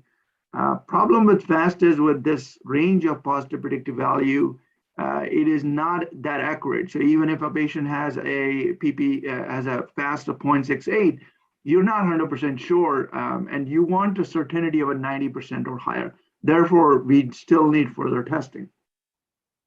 So we worked on that, and we combined 2 parameters. If you take FIB4 plus MR elastography and you combine it, we did the study prospectively at UCSD and then followed it up at Japan. This was recently published in Gut. If your MR elastography was 3.3 kilopascal and Fib4 was 1.6, you had a 97% positive predictive value. So I think these could be potentially useful in terms of assessing, let's see if we can put it there, in terms of assessing who has high positive predictive value. And if you achieve these two, then you definitely don't need a liver biopsy because you have a positive predictive value above 90%. There are two consortiums that are currently working on non-invasive biomarkers. One is NIMBLE that I'm part of in the United States, and Litmus, which is in Europe. However, more needs to be done. Now, moving on to detection of fibrosis. Traditionally, we use Fib4 that includes age, ALT, AST, and platelet count. We've categorized Fib4 based upon low likelihood of advanced fibrosis, intermediate, and high likelihood. Again, the main issue with Fib4 or Nafld fibrosis score is they're good for ruling out disease, not high positive predictive value. That's why the intent of developing MAFIB score was to have something with a high positive predictive value. ELF or Enhanced Liver Fibrosis Panel has also been available. We'll discuss some of these data, but this is showing you just data that as stage of fibrosis increases, ELF values go up. And is there a clinically important ELF value that would be important? And this might become available, at least in the United States, within the next year or so. And it's available in Europe. So can you predict a outcome and follow patients longitudinally using ELF and what those cut points might be? So this is a question in a patient with Nafld and bridging fibrosis. So you have a stage 3 fibrosis patient. You can imagine you have 100 of those. Which of these 10 or 20 are going to progress to cirrhosis in the next 2 years? How do you differentiate that? Who needs to be prioritized to be seeing you versus, maybe a nurse practitioner or a prioritized for treatment? So this will be ELF of 9.8 or higher. And this comes from these data from simtuzumab trial that those with higher ELF had a significantly higher risk of progressing to cirrhosis. This is looking at ELF of 11.3 or higher. If you have a cirrhotic and you line up 100 cirrhotics, can you predict which cirrhotic is going to have decompensation in the next 2 years? And you can use these data. ELF was 11.3 or higher. This cirrhotic would be at higher risk. So again, you can prioritize these for treatment trials as well. What is the optimal strategy for population at-risk management? Well, at least from the United States perspective, Fib4 might be one possibility. This is not perfect, but it can help at the population level. So you could exclude patients who are Fib4 below 1.3 or at least below 1, and then keep people that are 2.67 or higher. These will be high risk. They should be seen by a hepatologist, in my opinion. And then those are intermediate, might get a second test. And this could be ELF, this could be elastography, this could be FibroSpec2. And then elastography, it could be a Fibroscan or a MR elastography. And then if you had MR elastography availability, then these are some of the cut points you might use. 2.55 or below, it's pretty much normal. So these patients could be just followed. There's no need for a biopsy there.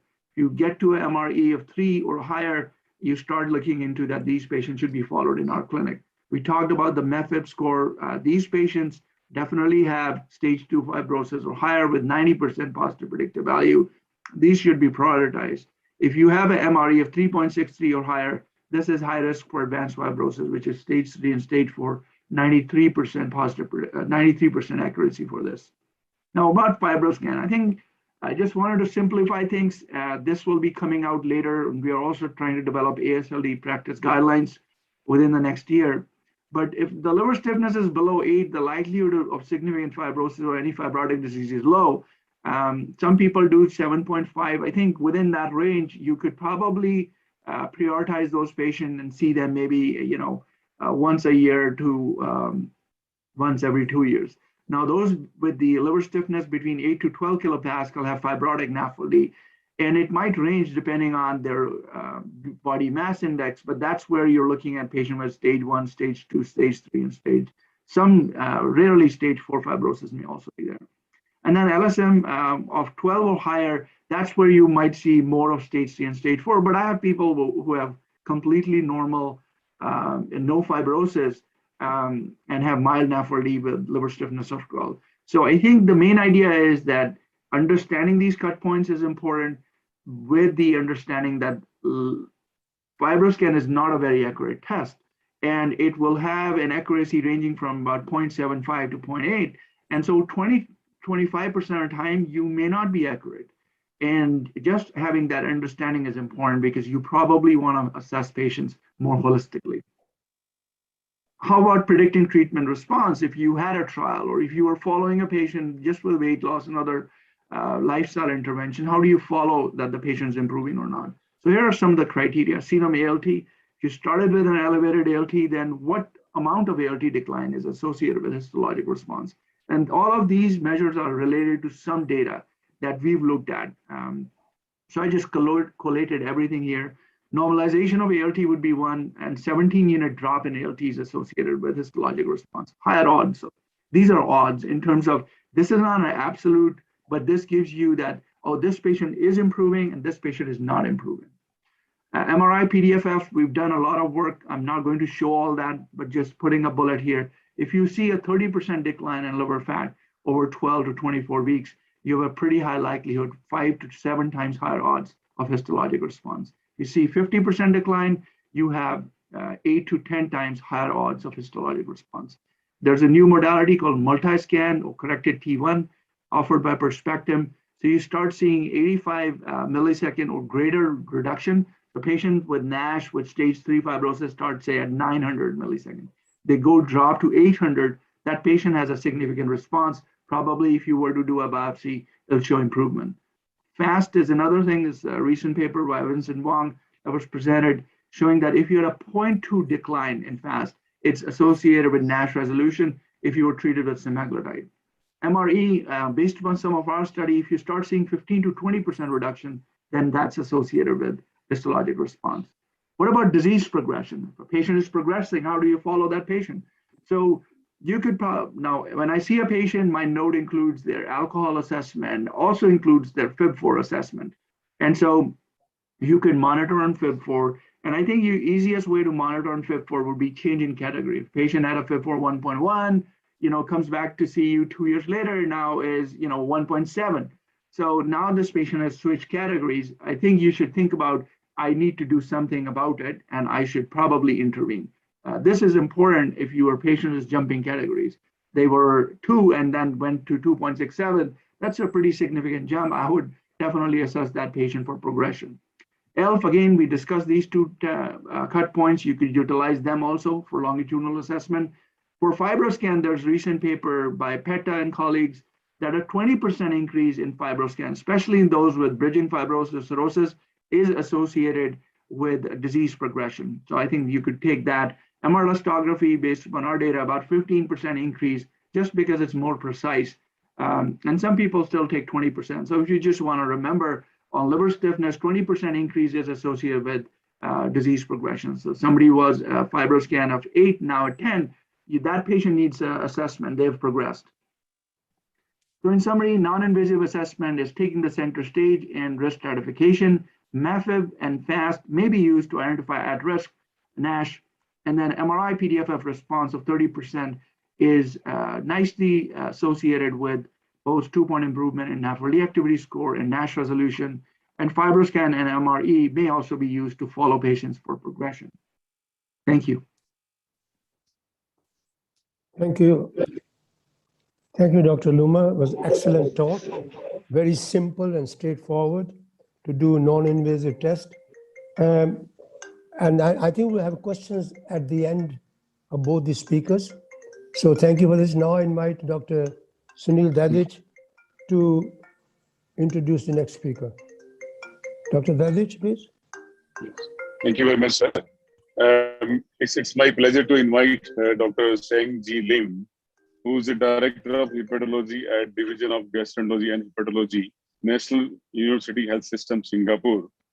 He graduated in 1980 from Monash Medical School, completed his research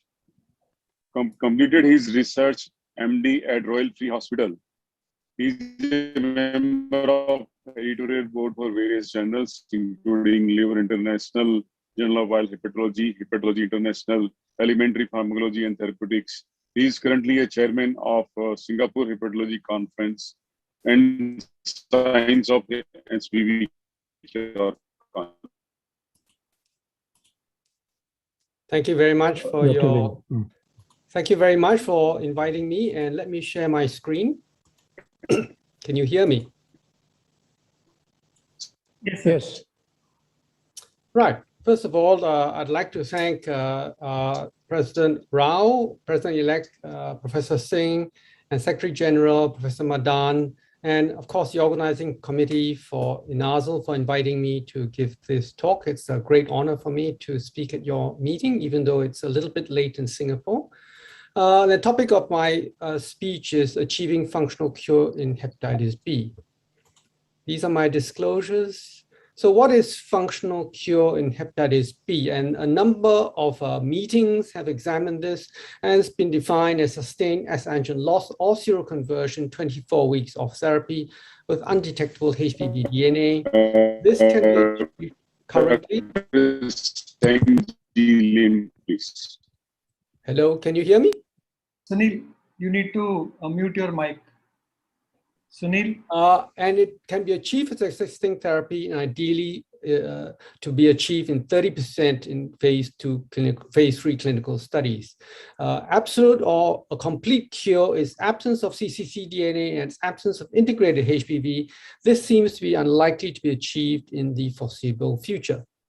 So, how common is the benefit of S antigen loss going to lead to clinical outcomes? This is a meta-analysis that looked at the important clinical events that occurred following S antigen seroclearance. And you can see here, liver decompensation reduced by 72%, HCC reduced by 70%, liver transplant or death was reduced by 78%, and the first clinical event was reduced by almost 70%. So this marker, the surrogate marker of S antigen loss, leads to significant clinical benefits for all our patients, and it should be the stretch goal for hepatitis B treatment. So how good are current treatments in achieving functional cure? Well, we did a meta-analysis a number of years ago that looked at this the combination of interferon and nucleoside analogs versus nucleoside alone. And we found that the combination therapy had a higher rate of S antigen loss, 6.5% versus 0.5% for nucleoside analogs. Interferon versus nucleosides, again, 3.6 versus 0.27. But there's no difference between the combination and interferon therapy on its own.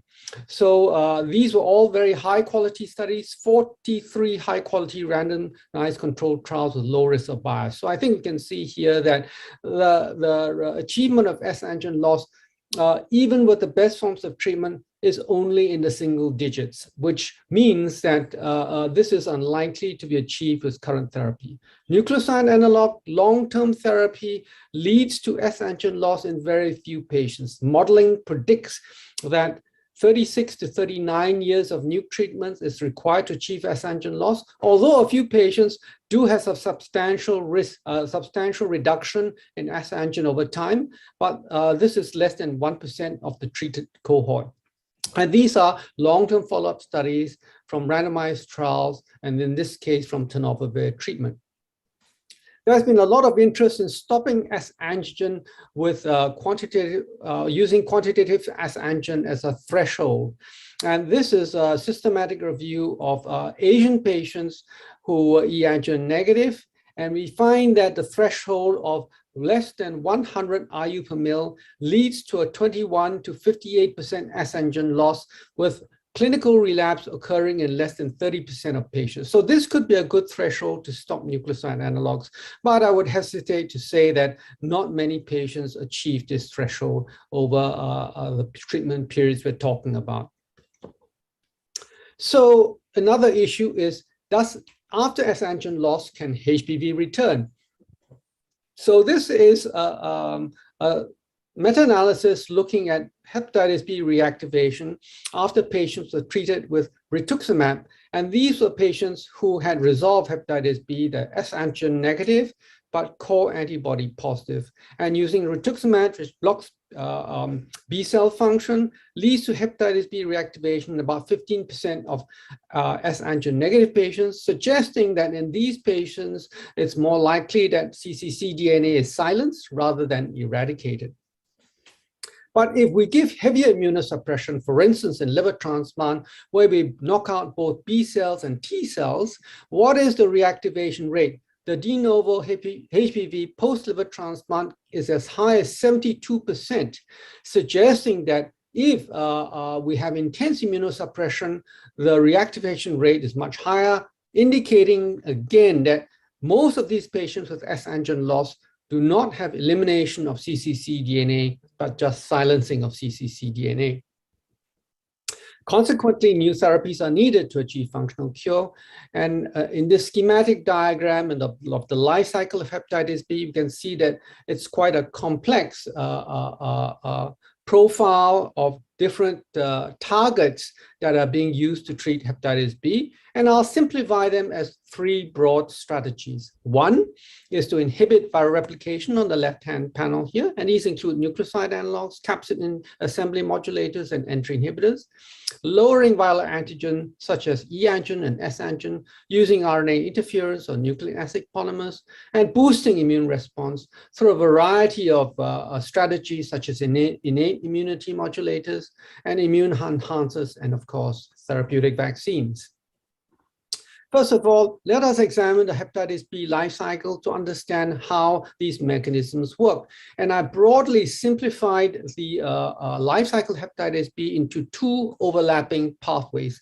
The replicative pathway starts with pregenomic RNA, which then gets inserted into capsids, and these immature particles then form mature viral particles with conversion to HPV DNA, and eventually this gets secreted as active viral particles.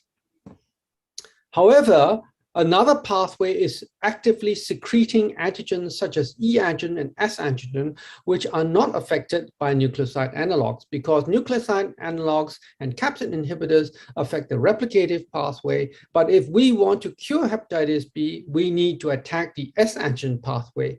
So the markers of the replicative pathway is HPV DNA and HPV RNA, while the marker of the secretory pathway is S antigen production. So let's look at inhibiting viral replication, and I've already shown you the data on nucleoside analogs to show you that it has limited effect on S antigen production. And when we look at this, I've mentioned to you there are three strategies: inhibit viral entry, inhibit viral replication, and inhibit capsid production. So let me deal with capsid assembly modulators. This is a new class of agents which looks extremely promising. They can be divided into class 1 and class 2, and you can see that within each of these classes, there are multiple agents either in preclinical or clinical trials. The main difference is that class 2 leads to empty capsids, but the capsids are intact, while class 1 leads to aberrant core protein aggregates. So there's a breakup of the capsid itself into core protein aggregates. Now, it is disputed whether class 1 or class 2 actually is better in terms of efficacy. So far, I don't think anyone has demonstrated any clinical difference between the two groups. I'm just showing you one of many capsid inhibitors that are in clinical trials. This is the assembly product, and we can see here that in this diagram, I will highlight the panel on the extreme right in red, showing that there's a very nice reduction of HPV DNA and HPV RNA, shown here in blue and green, but in red is the S antigen level. And you can see that there's only a relatively mild reduction in the S antigen level with capsid inhibitors. Very much what I told you, that the capsid inhibitors affect the replicative pathway and do not have much effect on the secretory pathway. When we look at entry inhibitors, which is Mrpdf, and this Mrpdf attacks or blocks the hepatitis B receptor, which was discovered a few years ago and is now in clinical trials. And one of the early clinical trials using Mrpdf and HDV co-infection showed that at 2 milligrams of Mrpdf given over 48 weeks, there was really very little impact on the S antigen levels. You can see it's very flat, and even on follow-up. So what about the strategy of lowering viral antigen burden? Well, there are two classes of agents here, the RNA interference and blocking S antigen release. The RNA interference consists of two main strategies, ASOs or antisense oligonucleotides and small interfering RNAs or siRNAs, and they work by slightly different mechanism. ASOs are delivered as a single strand and finds its target is alone in the liver, while siRNAs need to go through a RISC complex where it binds to its target there, and then it gets cleaved. You can also use liver targeting with GalNAc, and this has been used in some of these agents, either ASOs or small interfering RNAs. So there you can see here on the left-hand panel that there's quite a few antisense oligos in clinical trials, as well as siRNAs also in clinical trials. So let's see how they behave in the clinic. So I think the first thing to say is that they target all HPV transcripts, and they may be 1 trigger, 2 triggers, or 3 triggers, depending on the specific product in mind. And this inhibits both replication and attacks all HPV antigens and is pan-genotypic in its effect.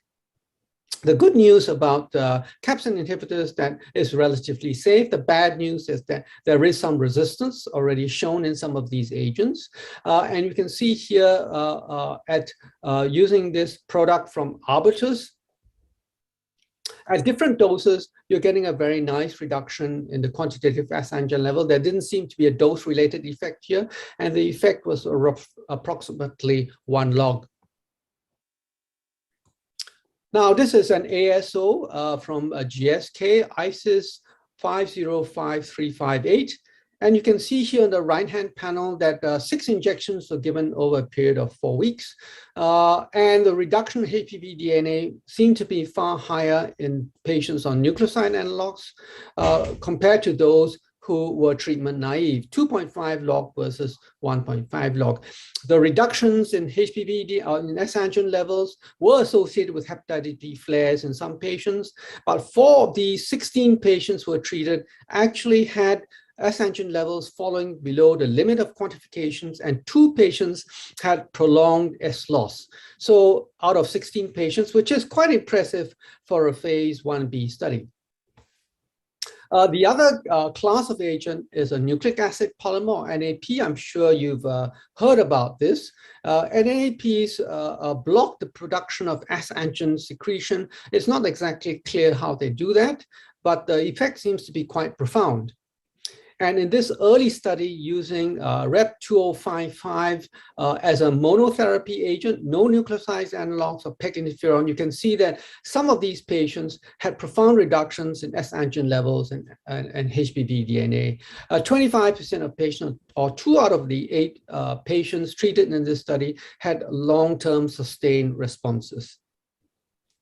Finally, boosting immune responses. And there are a number of categories of agents. Here, I broadly categorize them as innate immune stimulators and adaptive immune stimulators here. But we should also remember that innate immunity in HPV relies on the interferon pathway to be active. So all these innate immune modulators rely on interferon. So it is pretty much an interferon type of agent. We're looking at GS9688 here, which is a TLR8 agonist. And in this phase 2 study, we can see here that the 2 cohorts were treated E positive, E negative, with 2 doses of the TLR8 agonist, 1.5 milligrams and the 3 milligrams. And I look at the lower right panel here at the week 48 results, shows that significant reduction in S antigen levels in both dose levels, although the bigger reduction seems to be at the 1.5 milligram rather than 3 milligram. 5% of patients, or 2 patients out of 39, had and S antigen loss.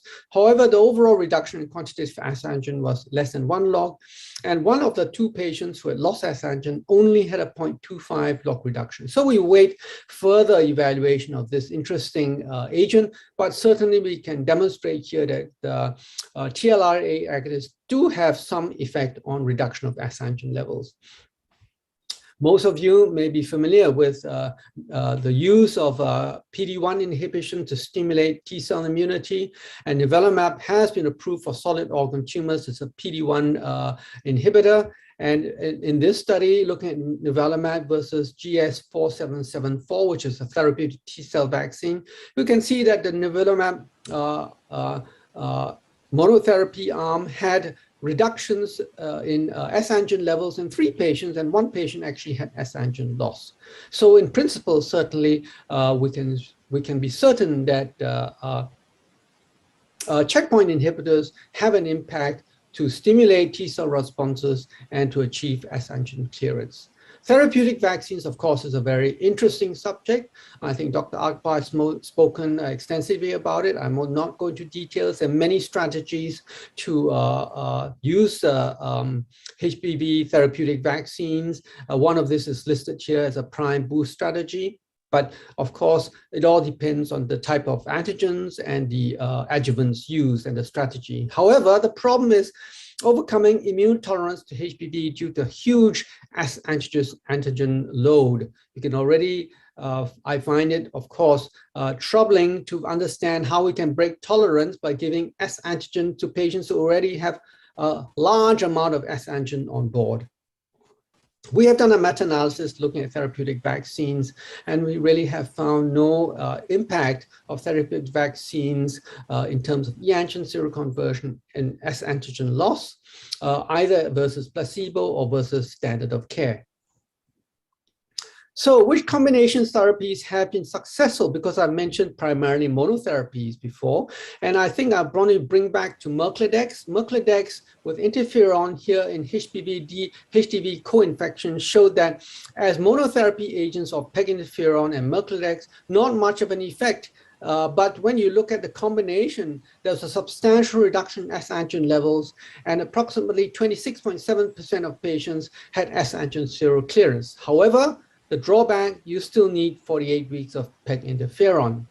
Nucleic acid polymers in combination showed in this trial here, combined with interferon tenofovir, that REP, the nucleic acid polymer, showed dramatic reductions in S antigen levels when it was introduced, shown here in these green line charts, and a functional cure was achieved in 40%. But again, you need interferon, nucleoside analogs, and of course, the nucleic acid polymers. Finally, you can use triple therapy in combination with nucleoside analogs, the CAMs and RNAi, and this study from Janssen shows that there's a very nice progressive reduction in quantitative S antigen when you give them 3 in combination. So in principle, I think this is a strategy that most pharmaceutical companies are examining looking forward. So there's definitely more than one path to functional cure. You can use potent combination therapy that I've shown you, the J&J triple combination, Mrpdf, tenofovir, and interferon, NAPs, tenofovir, interferon, or you could possibly you can try a strategy of reducing S antigen levels and then stimulating with T-cell function, but this as a potential therapeutic strategy needs to be proven in clinical trials. So to finish up, HPV treatment strategies to achieve functional cure require blocking viremia, antigen load, and either silencing or removing cccDNA and stimulating innate immunity, humoral responses, and T-cell responses. So to conclude, I would like to say that functional cure is now an achievable endpoint associated with improved clinical outcomes, and is most likely associated with cccDNA silencing rather than eradication. Agents that have little effect on quantitative antigen in early studies cannot be completely discounted. Example, in Mrpdf may still have efficacy in combination. Combination is the most promising, but sequential therapy may be another therapeutic option. And quite likely there are multiple pathways to achieve functional cure, but strategies currently that have been successful in achieving cure in more than 20% of patients have relied on PEG interferon. With that, I'd like to thank you for your attention. I'd like to thank all these pharmaceutical companies and EdGain for allowing me to use their slides. And I'd like to announce that the Science of Hepatitis B Cure virtual conference will be on October 11th to 15th.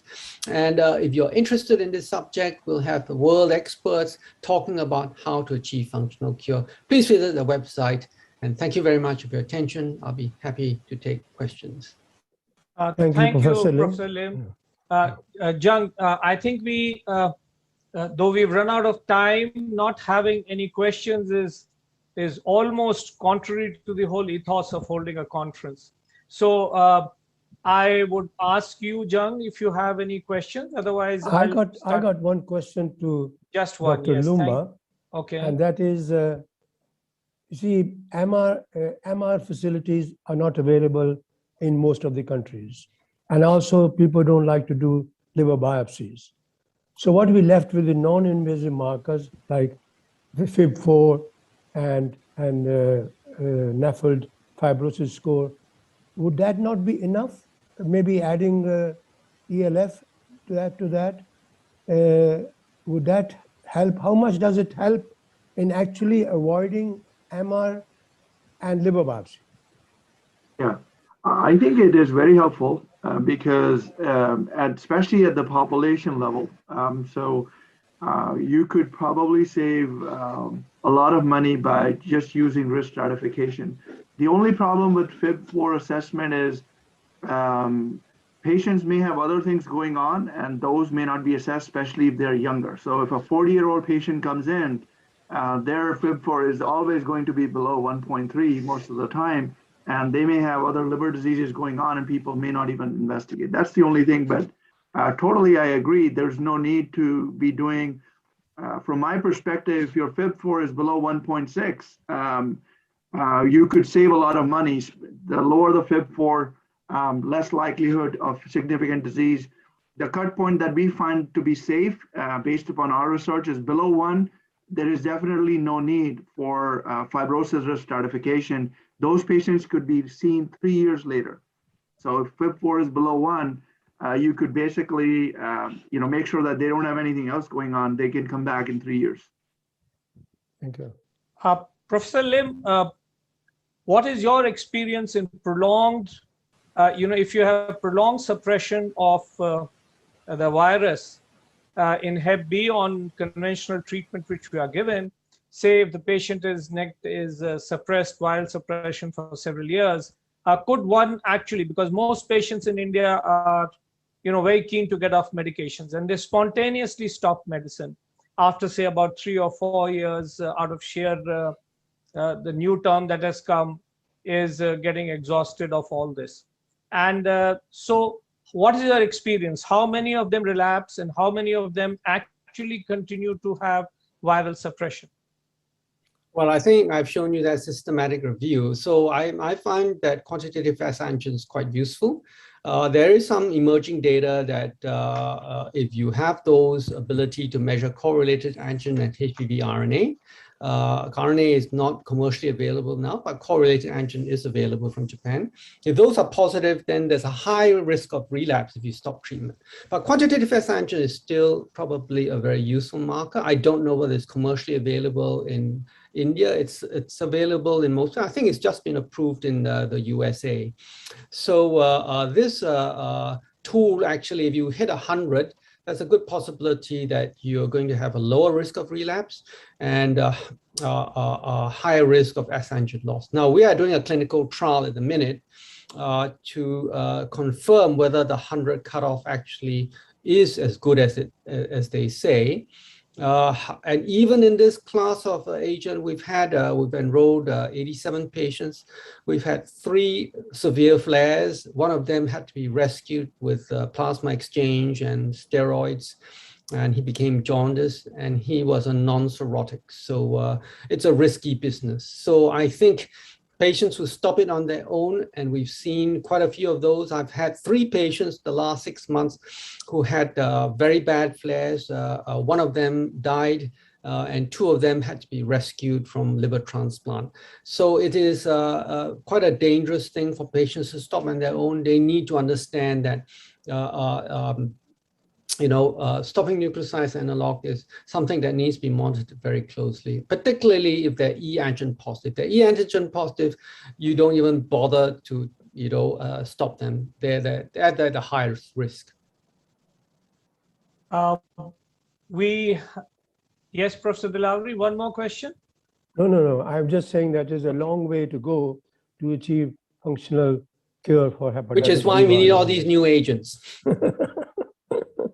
Thank you. We still have one more very exciting part of this session at 8 o'clock, and that is a panel discussion on ascites.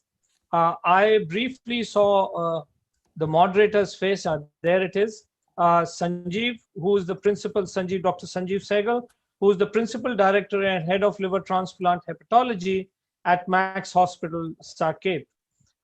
He is perhaps one of the first liver transplant hepatologists in practice, which itself shows how much we've progressed from liver transplant being an occasional event in a chronic liver disease to being enough to actually choose to have a liver transplant hepatologist as eminent as Dr. Sehgal.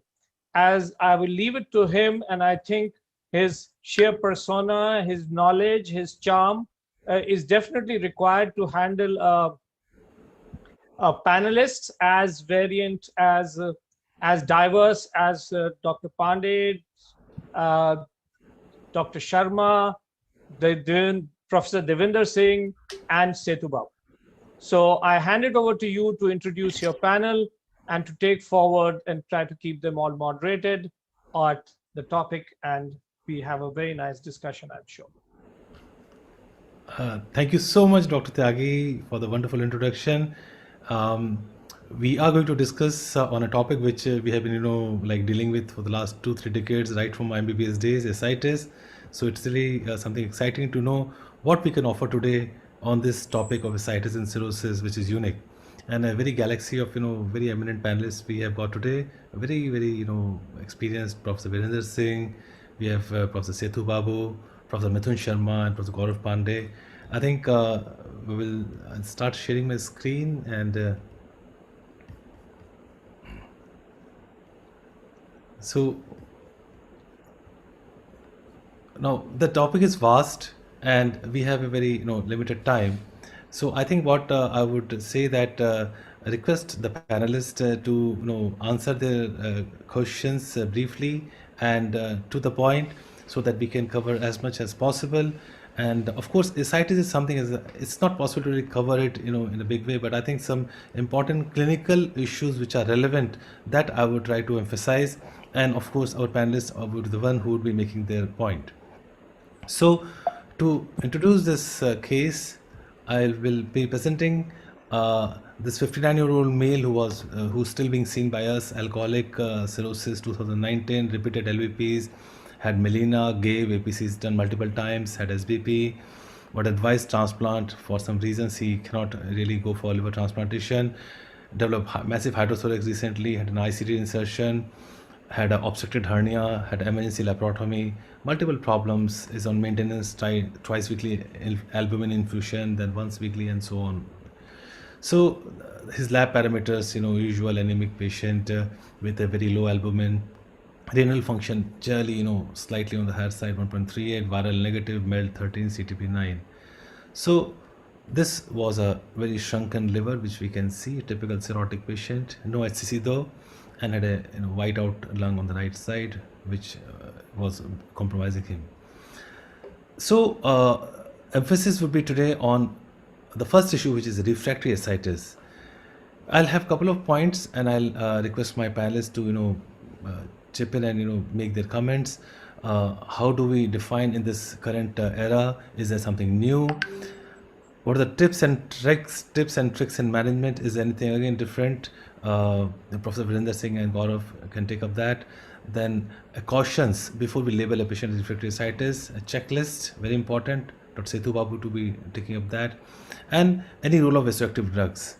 Again, also I've just put these names to make my own self comfortable, so that I know there's a question and somebody's going to answer it. But any of you can answer, whoever feels comfortable. There is no really restriction. All of you are free to chip in and answer. Keep your answers brief, a minute or two, not long, so that we are able to understand it. So right from this, we go to the first one. Professor Singh, how would you define refractory ascites? Refractory ascites is ascites which is not controlled easily with the measures like the salt restriction of less than 90 millimoles and the maximum diuretic use, that is 160 and 400, or there are the appearance of the side effects.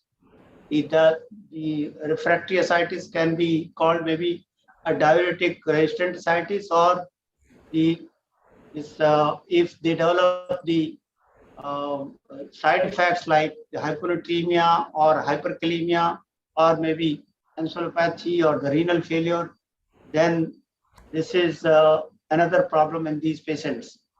So we'll have to be very careful, and slowly we increase the diuretic every 3 days. If there is no weight loss, usually we take 0.8 kg in 4 days, and every third day we increase the diuretic dose. And diuretic intractable ascites, most of the time we see the diuretic intractable ascites.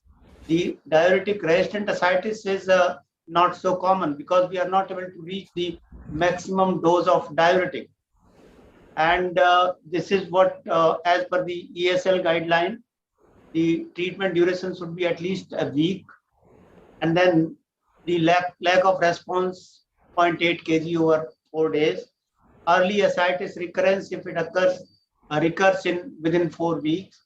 And diuretic induced complications, as I told, hepatic encephalopathy, renal impairment, hyponatremia, or maybe the hyperkalemia. So we'll have to be very careful.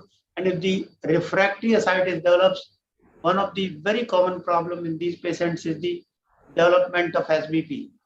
And then most of the time, these patients may be either they are not compliant to the salt restriction, or they are taking the beta blockers, or they may be taking the NSAIDs or the ACE inhibitors.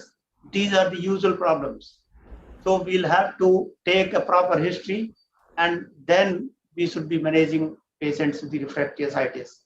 And the common management of refractory ascites is the large volume paracentesis. We'll come to that, Professor Singh. We'll come to that, Professor Singh, shortly.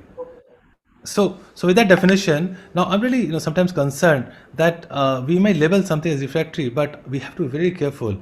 So, Dr. Setu, like in your practice, before you label a patient as refractory ascites, is there anything you want to ensure that you're not missing, that it is genuinely refractory and that is what it is?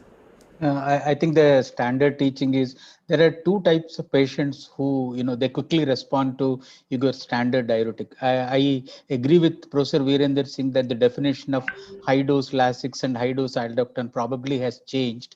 I would like to draw the attention of the midodrine era, which has come up, which increases the renal blood flow. So that's a very specific action, unlike the other diuretics. I think there is a change. I thought we will say, are we really seeing refractory ascites as a refractory ascites? What happens is the tendency that large volume paracentesis has changed to probably a mode like TIPS. I know I'm prematurely making that comment.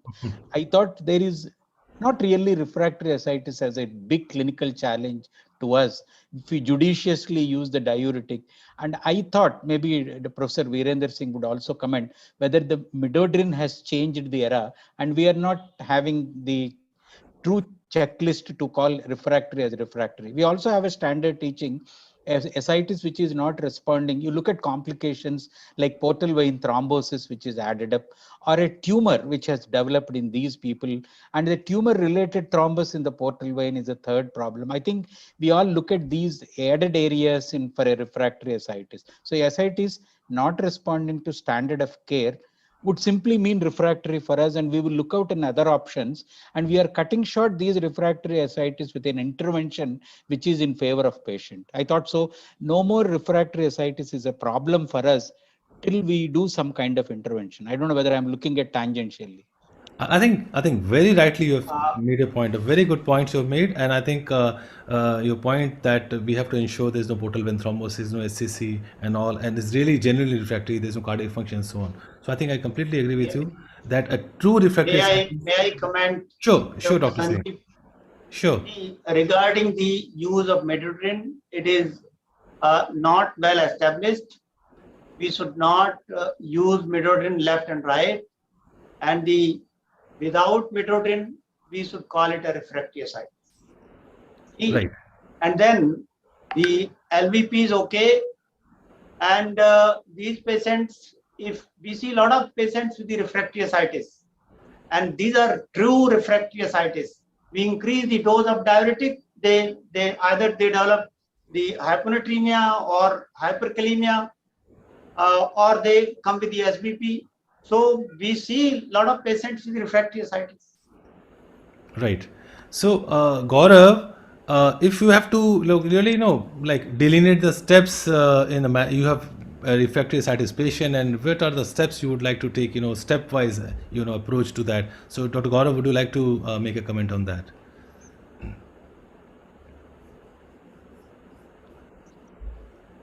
Dr. Gaurav probably could not connect. Can I make a Dr. Virender Singh? I want to learn from you what is the experience of midodrine, because we thought it seems to have changed the outcome. I don't know. This is a training, because earlier what happened, it was a very expensive drug. We had a hesitancy in using, but when we looked at the actions of the drug and they started slightly using it, maybe I'm biased, but I want your opinion on that.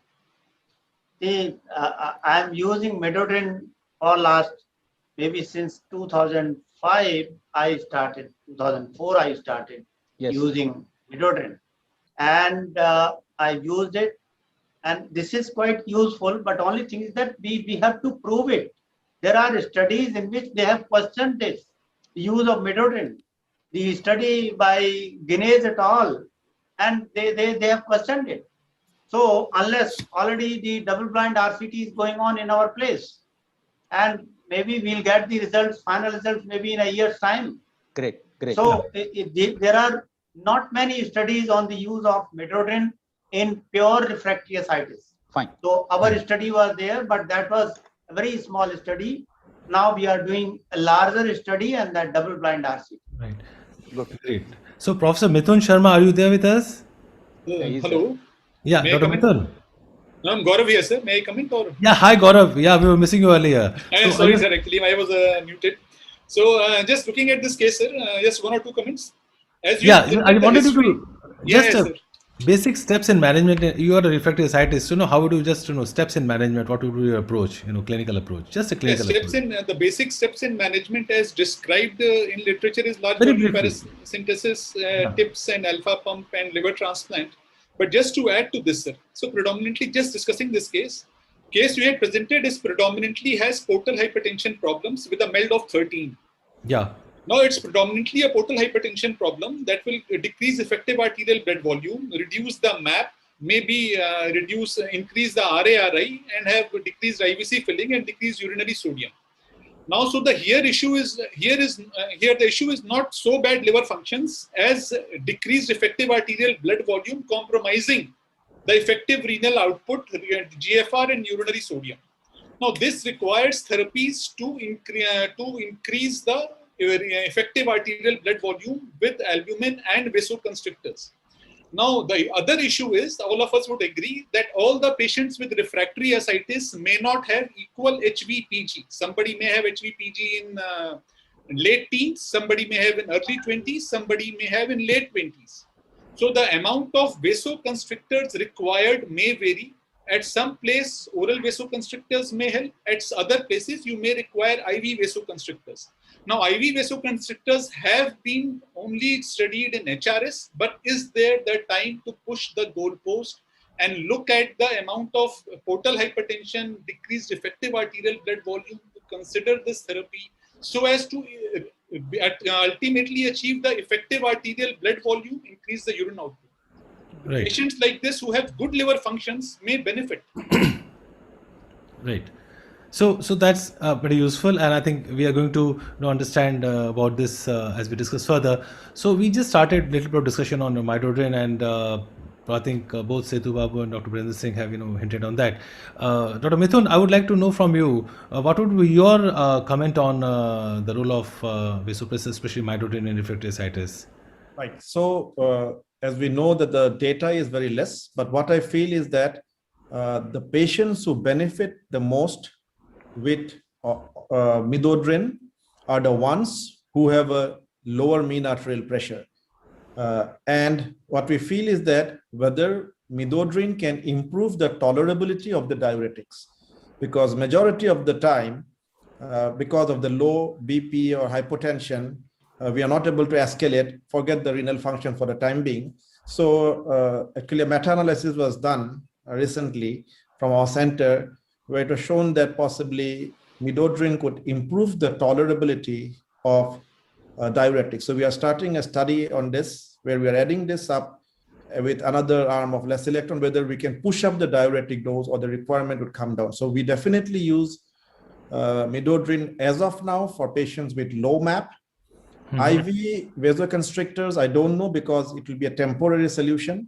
We can reverse it, but it's going to come back. So something oral would definitely be better. Yeah. So Dr. Virendra Singh, you have been doing a lot of work on this right from beginning.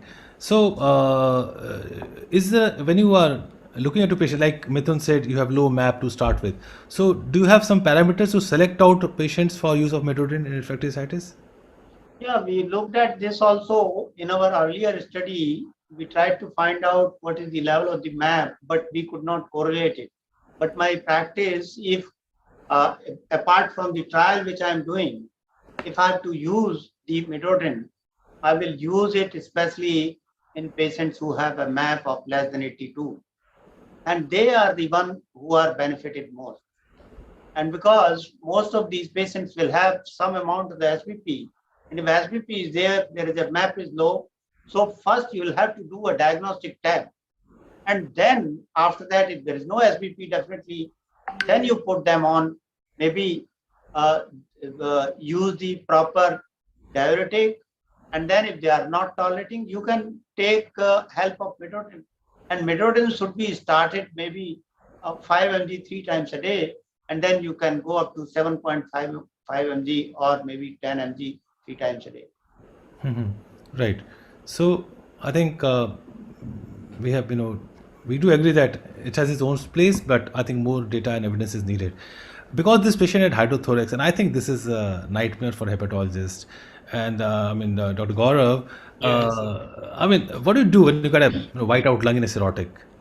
So the same thing, actually, we use vasoconstrictors, increase the albumin and give a very high dose of diuretic. The fluid has to be mobilized, portal hypertension has to be reduced, intravascular volume has to be increased.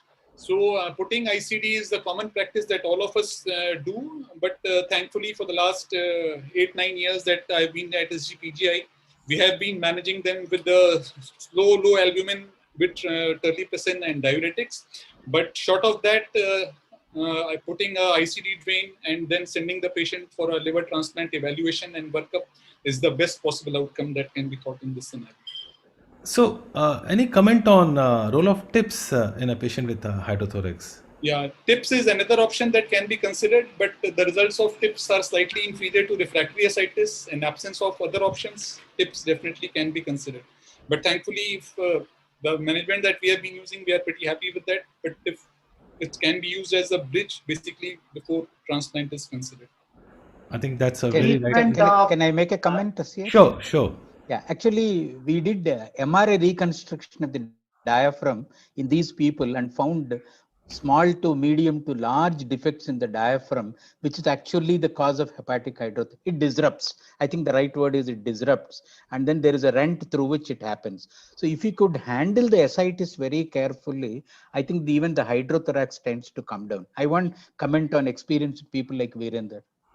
Yeah, the management of hydrothorax is no different than the refractory ascites. So you control the ascites, or for that matter, in these patients, there may be a very little ascites, but the whole chest is full of the fluid.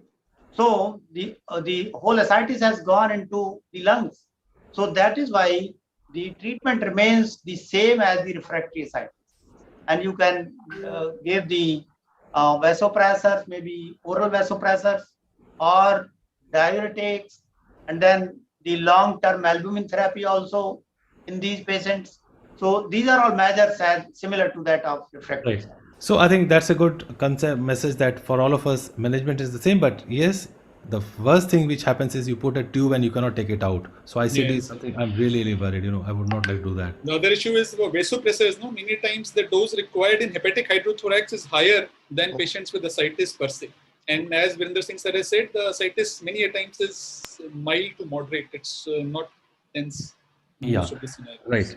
So, okay, next, again, very important issue. This patient in the hospitalized situation went to a sodium of 116 actually, right? He was on waiting to transplant for some donor issues and all. He was not able to get a transplant. Again, this is a very long problem, but I think very briefly, if somebody would like to, like Professor Mithun would like to answer, hyponatremia, which patients you would like to treat, and very, very briefly, which agent would you like to use? So normally we treat only those who are symptomatic hyponatremic. And if a patient is on diuretic and I have to send him as an outpatient, I tell him to monitor his electrolytes. And my cutoff in our center is around 125 is the sodium cutoff that we take. Coming to the what is symptomatic hyponatremia? What are symptoms? Symptomatic means if this hyponatremia is causing some amount of lethargy, weakness, which is not amounting to an hepatic encephalopathy, because it will soon precipitate an encephalopathy. So somebody coming with 115 or 106, definitely we will try to treat the hyponatremia. So if it is a very significantly low hyponatremia, we still have to give 3% sodium chloride, but majority of the time, if it's a mild hyponatremia like 120, we try fluid restriction for a day or two and see if the sodium improves or not. Professor Singh, would you like to use tolvaptan in your patients? No.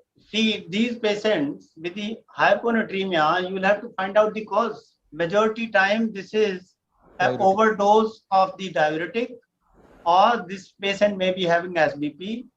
So you'll have to be very clear whether it is because the SBP or because the overdose of the diuretic. In that case, you have to stop that. And then, see, hyponatremia, if it is majority patients with the cirrhosis will have hyponatremia, because the cutoff there we take, if we take it 135, less than 135, roughly 50% will have. If we take it maybe 130, then maybe 20-30% will have the hyponatremia. And unless we are planning a liver transplant, that too in emergency, we can just forgo it unless it is symptomatic. So treat, because this is a dilutional hyponatremia. So you use the drugs. First of all, you reduce the salt intake, not that give the 3% hypertonic saline. No, that is going to worsen the ascites. See, this is a major problem. Unless this patient is for the liver transplant, you may like to correct it within maybe 48 hours or the 72 hours. In that case, you can use it. But the first and foremost is reduce the water intake. Yes. Limit it to 1 liter. And then after that, if there is no SBP and the MAP is reasonable, maybe more than 82, then you can use the albumin, use the Mrpdf or any other vasopressor you can use, and after that you use the tolvaptan. if you are using tolvaptan in these patients with a low MAP, renal injury will develop. True. So if there is the MAP is good, or you can build it up by midodrine and albumin, and then after that you can give tolvaptan, but you have to be very, very careful in giving tolvaptan because this is a double-edged sword. You have to correct it very slowly, and you can give it maybe 15 mg BD or maybe 15 mg OD, and then you will see the urine output has gone significantly high. I've used it in maybe the urine output from 500 ml or 1 liter goes to 2.5, 3 liters. It is like as if we have opened a tap.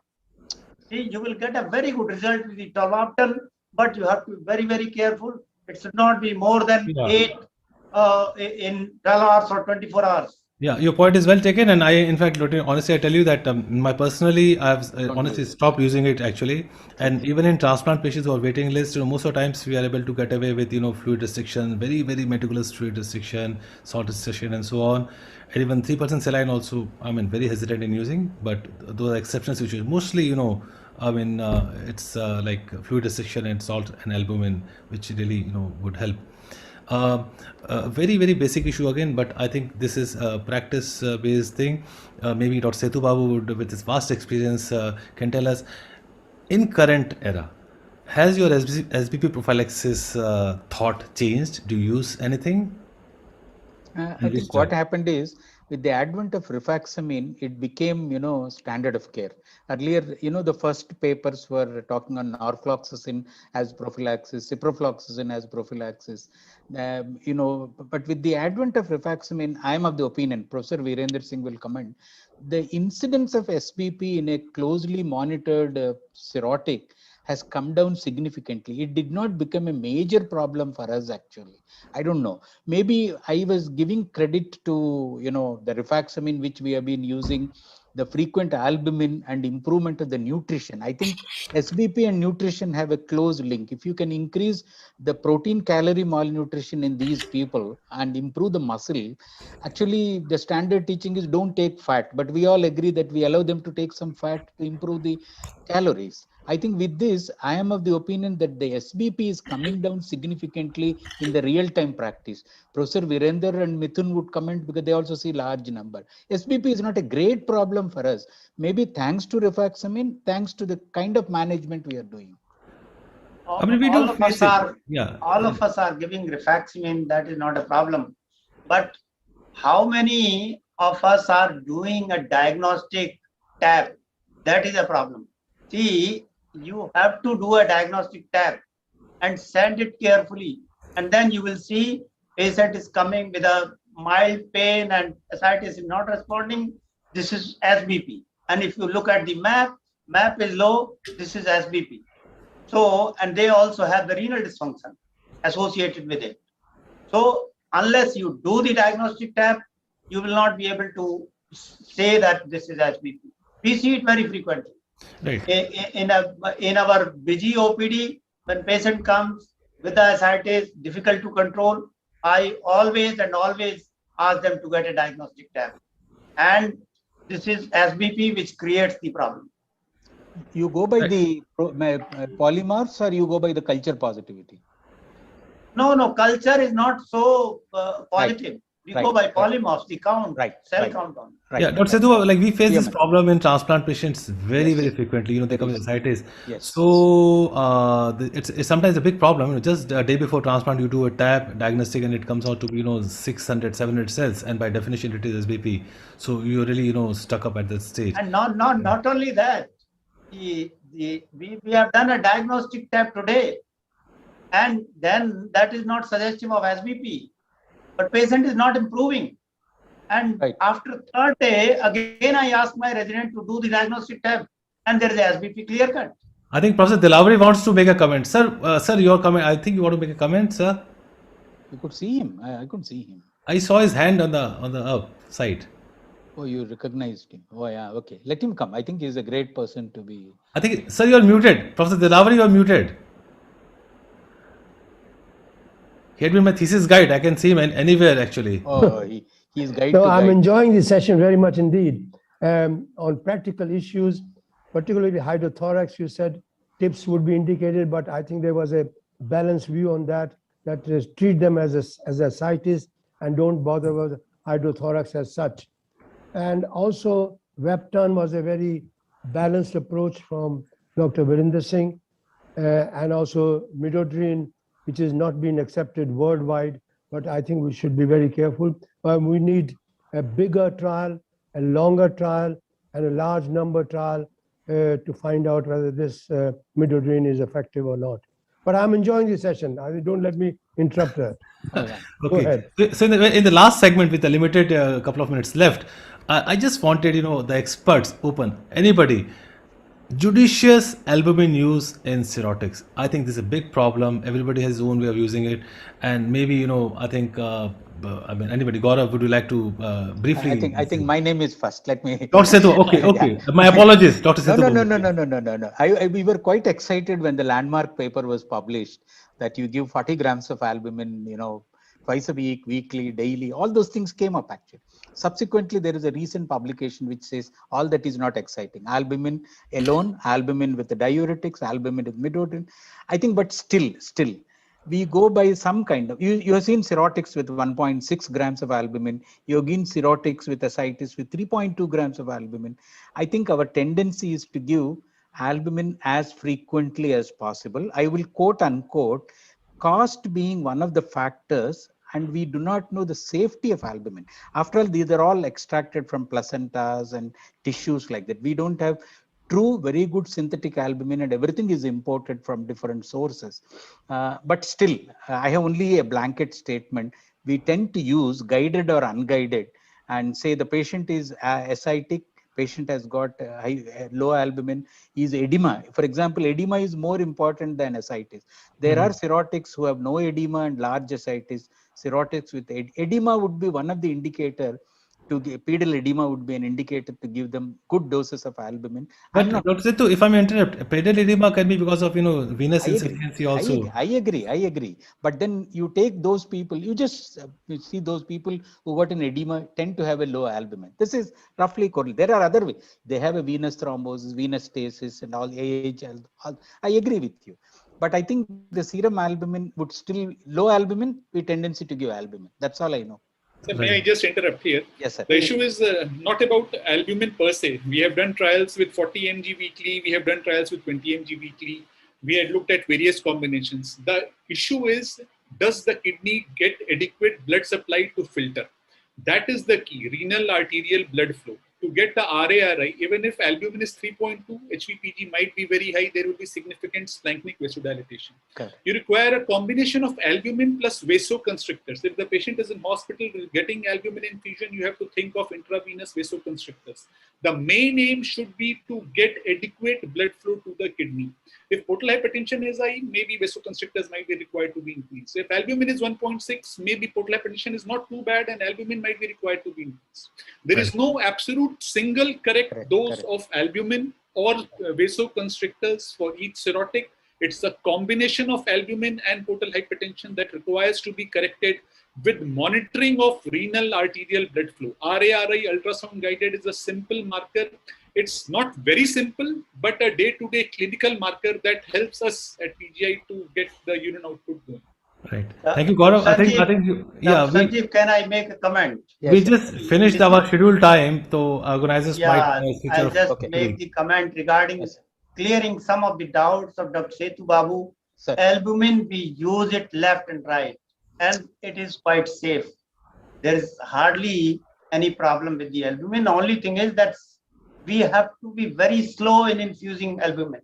Otherwise, these patients will end up in LVF. And the ANSWER trial has cleared so many things in the albumin. The long-term albumin is useful. You can use it 40 gram in a week. And regarding the midodrine and the albumin, the SOLAS trial, that MATCH trial, has already shown that it is, although the number was only 9 at the end of 1.5 years, and in that, they have shown that it is not useful. Albumin in that study was not given in the adequate doses. They gave 40 gram every 2 weeks. So in the answer trial, initially they gave the human albumin in the, it's a large number of patients, 431 patients. So I'm afraid, sir, we have to wind up now, sir. The time's up actually, and I totally agree with your point, Dr. Singh, that very right. It's used in the right way. It is going to be very useful. Yes. Although cost is an issue in our country, and that is in most of the therapies which we use. Nevertheless, I mean, this is a thing which we all know. So I think we have, come to the, a short conclusion of about what we discussed today with a very limitation of time.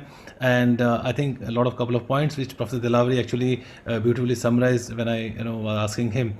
So I think a very last minute comment from a chairperson, and then we wind up this session. No, I think we enjoyed this session thoroughly. I've learned myself some practical points as well. And I think time has come to to close this session. And thank you, Sanjeev, for conducting it so well and raising the important issues in the management of ascites. Thank you. Thank you, sir. And my thanks to all the panelists and all the audience. Thank you very much. Thank you so much. Thank you. Dr. Sanjeev, can you stop sharing the screen? Yeah, I will. And thanks to Kaushal for the opportunity. Yes. So before we end, I think I have 2 or 3 announcements to make. One is, I think today's session was I agree the number of logins were less this time, but I blame it on India winning a gold medal in track and field event. It happened around 5:40 or 6. And I think I don't blame everyone if they wanted to be glued to their television sets. So the attendance was exactly half of what it was yesterday, and I blame it on that. That was one. Second, all the participants can download their certificate of attendance from the main platform. If they go to, there'll be a button, there'll be a link. If they click on their link, they will get a certificate in their name of certificate of attendance. Second, there were 2, there was one plenary session today and there was another poster award session today, the results of which would be declared in the valedictory function towards the end of the conference around 9:15 tomorrow evening. So please make sure that you are present there. And tomorrow, once again, we have very interesting sessions, again, very tightly packed. So last day, but it is going to be the most interesting. So in Hall A, we will have the young investigator session. There will be a very cheeky debate, cheeky because the presenters are supposed to present it within 8 minutes each. And then there will be a case-based panel discussion on ACLF, an entire session on complications of cirrhosis, hepatology, how it is practiced today and how it will be practiced in future. That will be in Hall B, and an entire session on pediatric hepatology again in Hall B. And finally in Hall C, it will be a clinic session called Clinics in Hepatology, where Dr. Thuluvar will be very interesting clinical cases and throwing questions to our very learned faculty and how they would their clinical practice. And for hardcore researcher, a research methodology workshop, followed by a session on recently published INASL guidelines. So that would be tomorrow. So I urge you all to be present there. Thank you once again and good night, and enjoy the gold medal which the India has. Keep praying that we win some more medal tomorrow as well. Thank you. Thank you so Thank much. you very Thank much. you. Thank you. Thank you. Thank you, everybody. Good night. Good night. Bye-bye.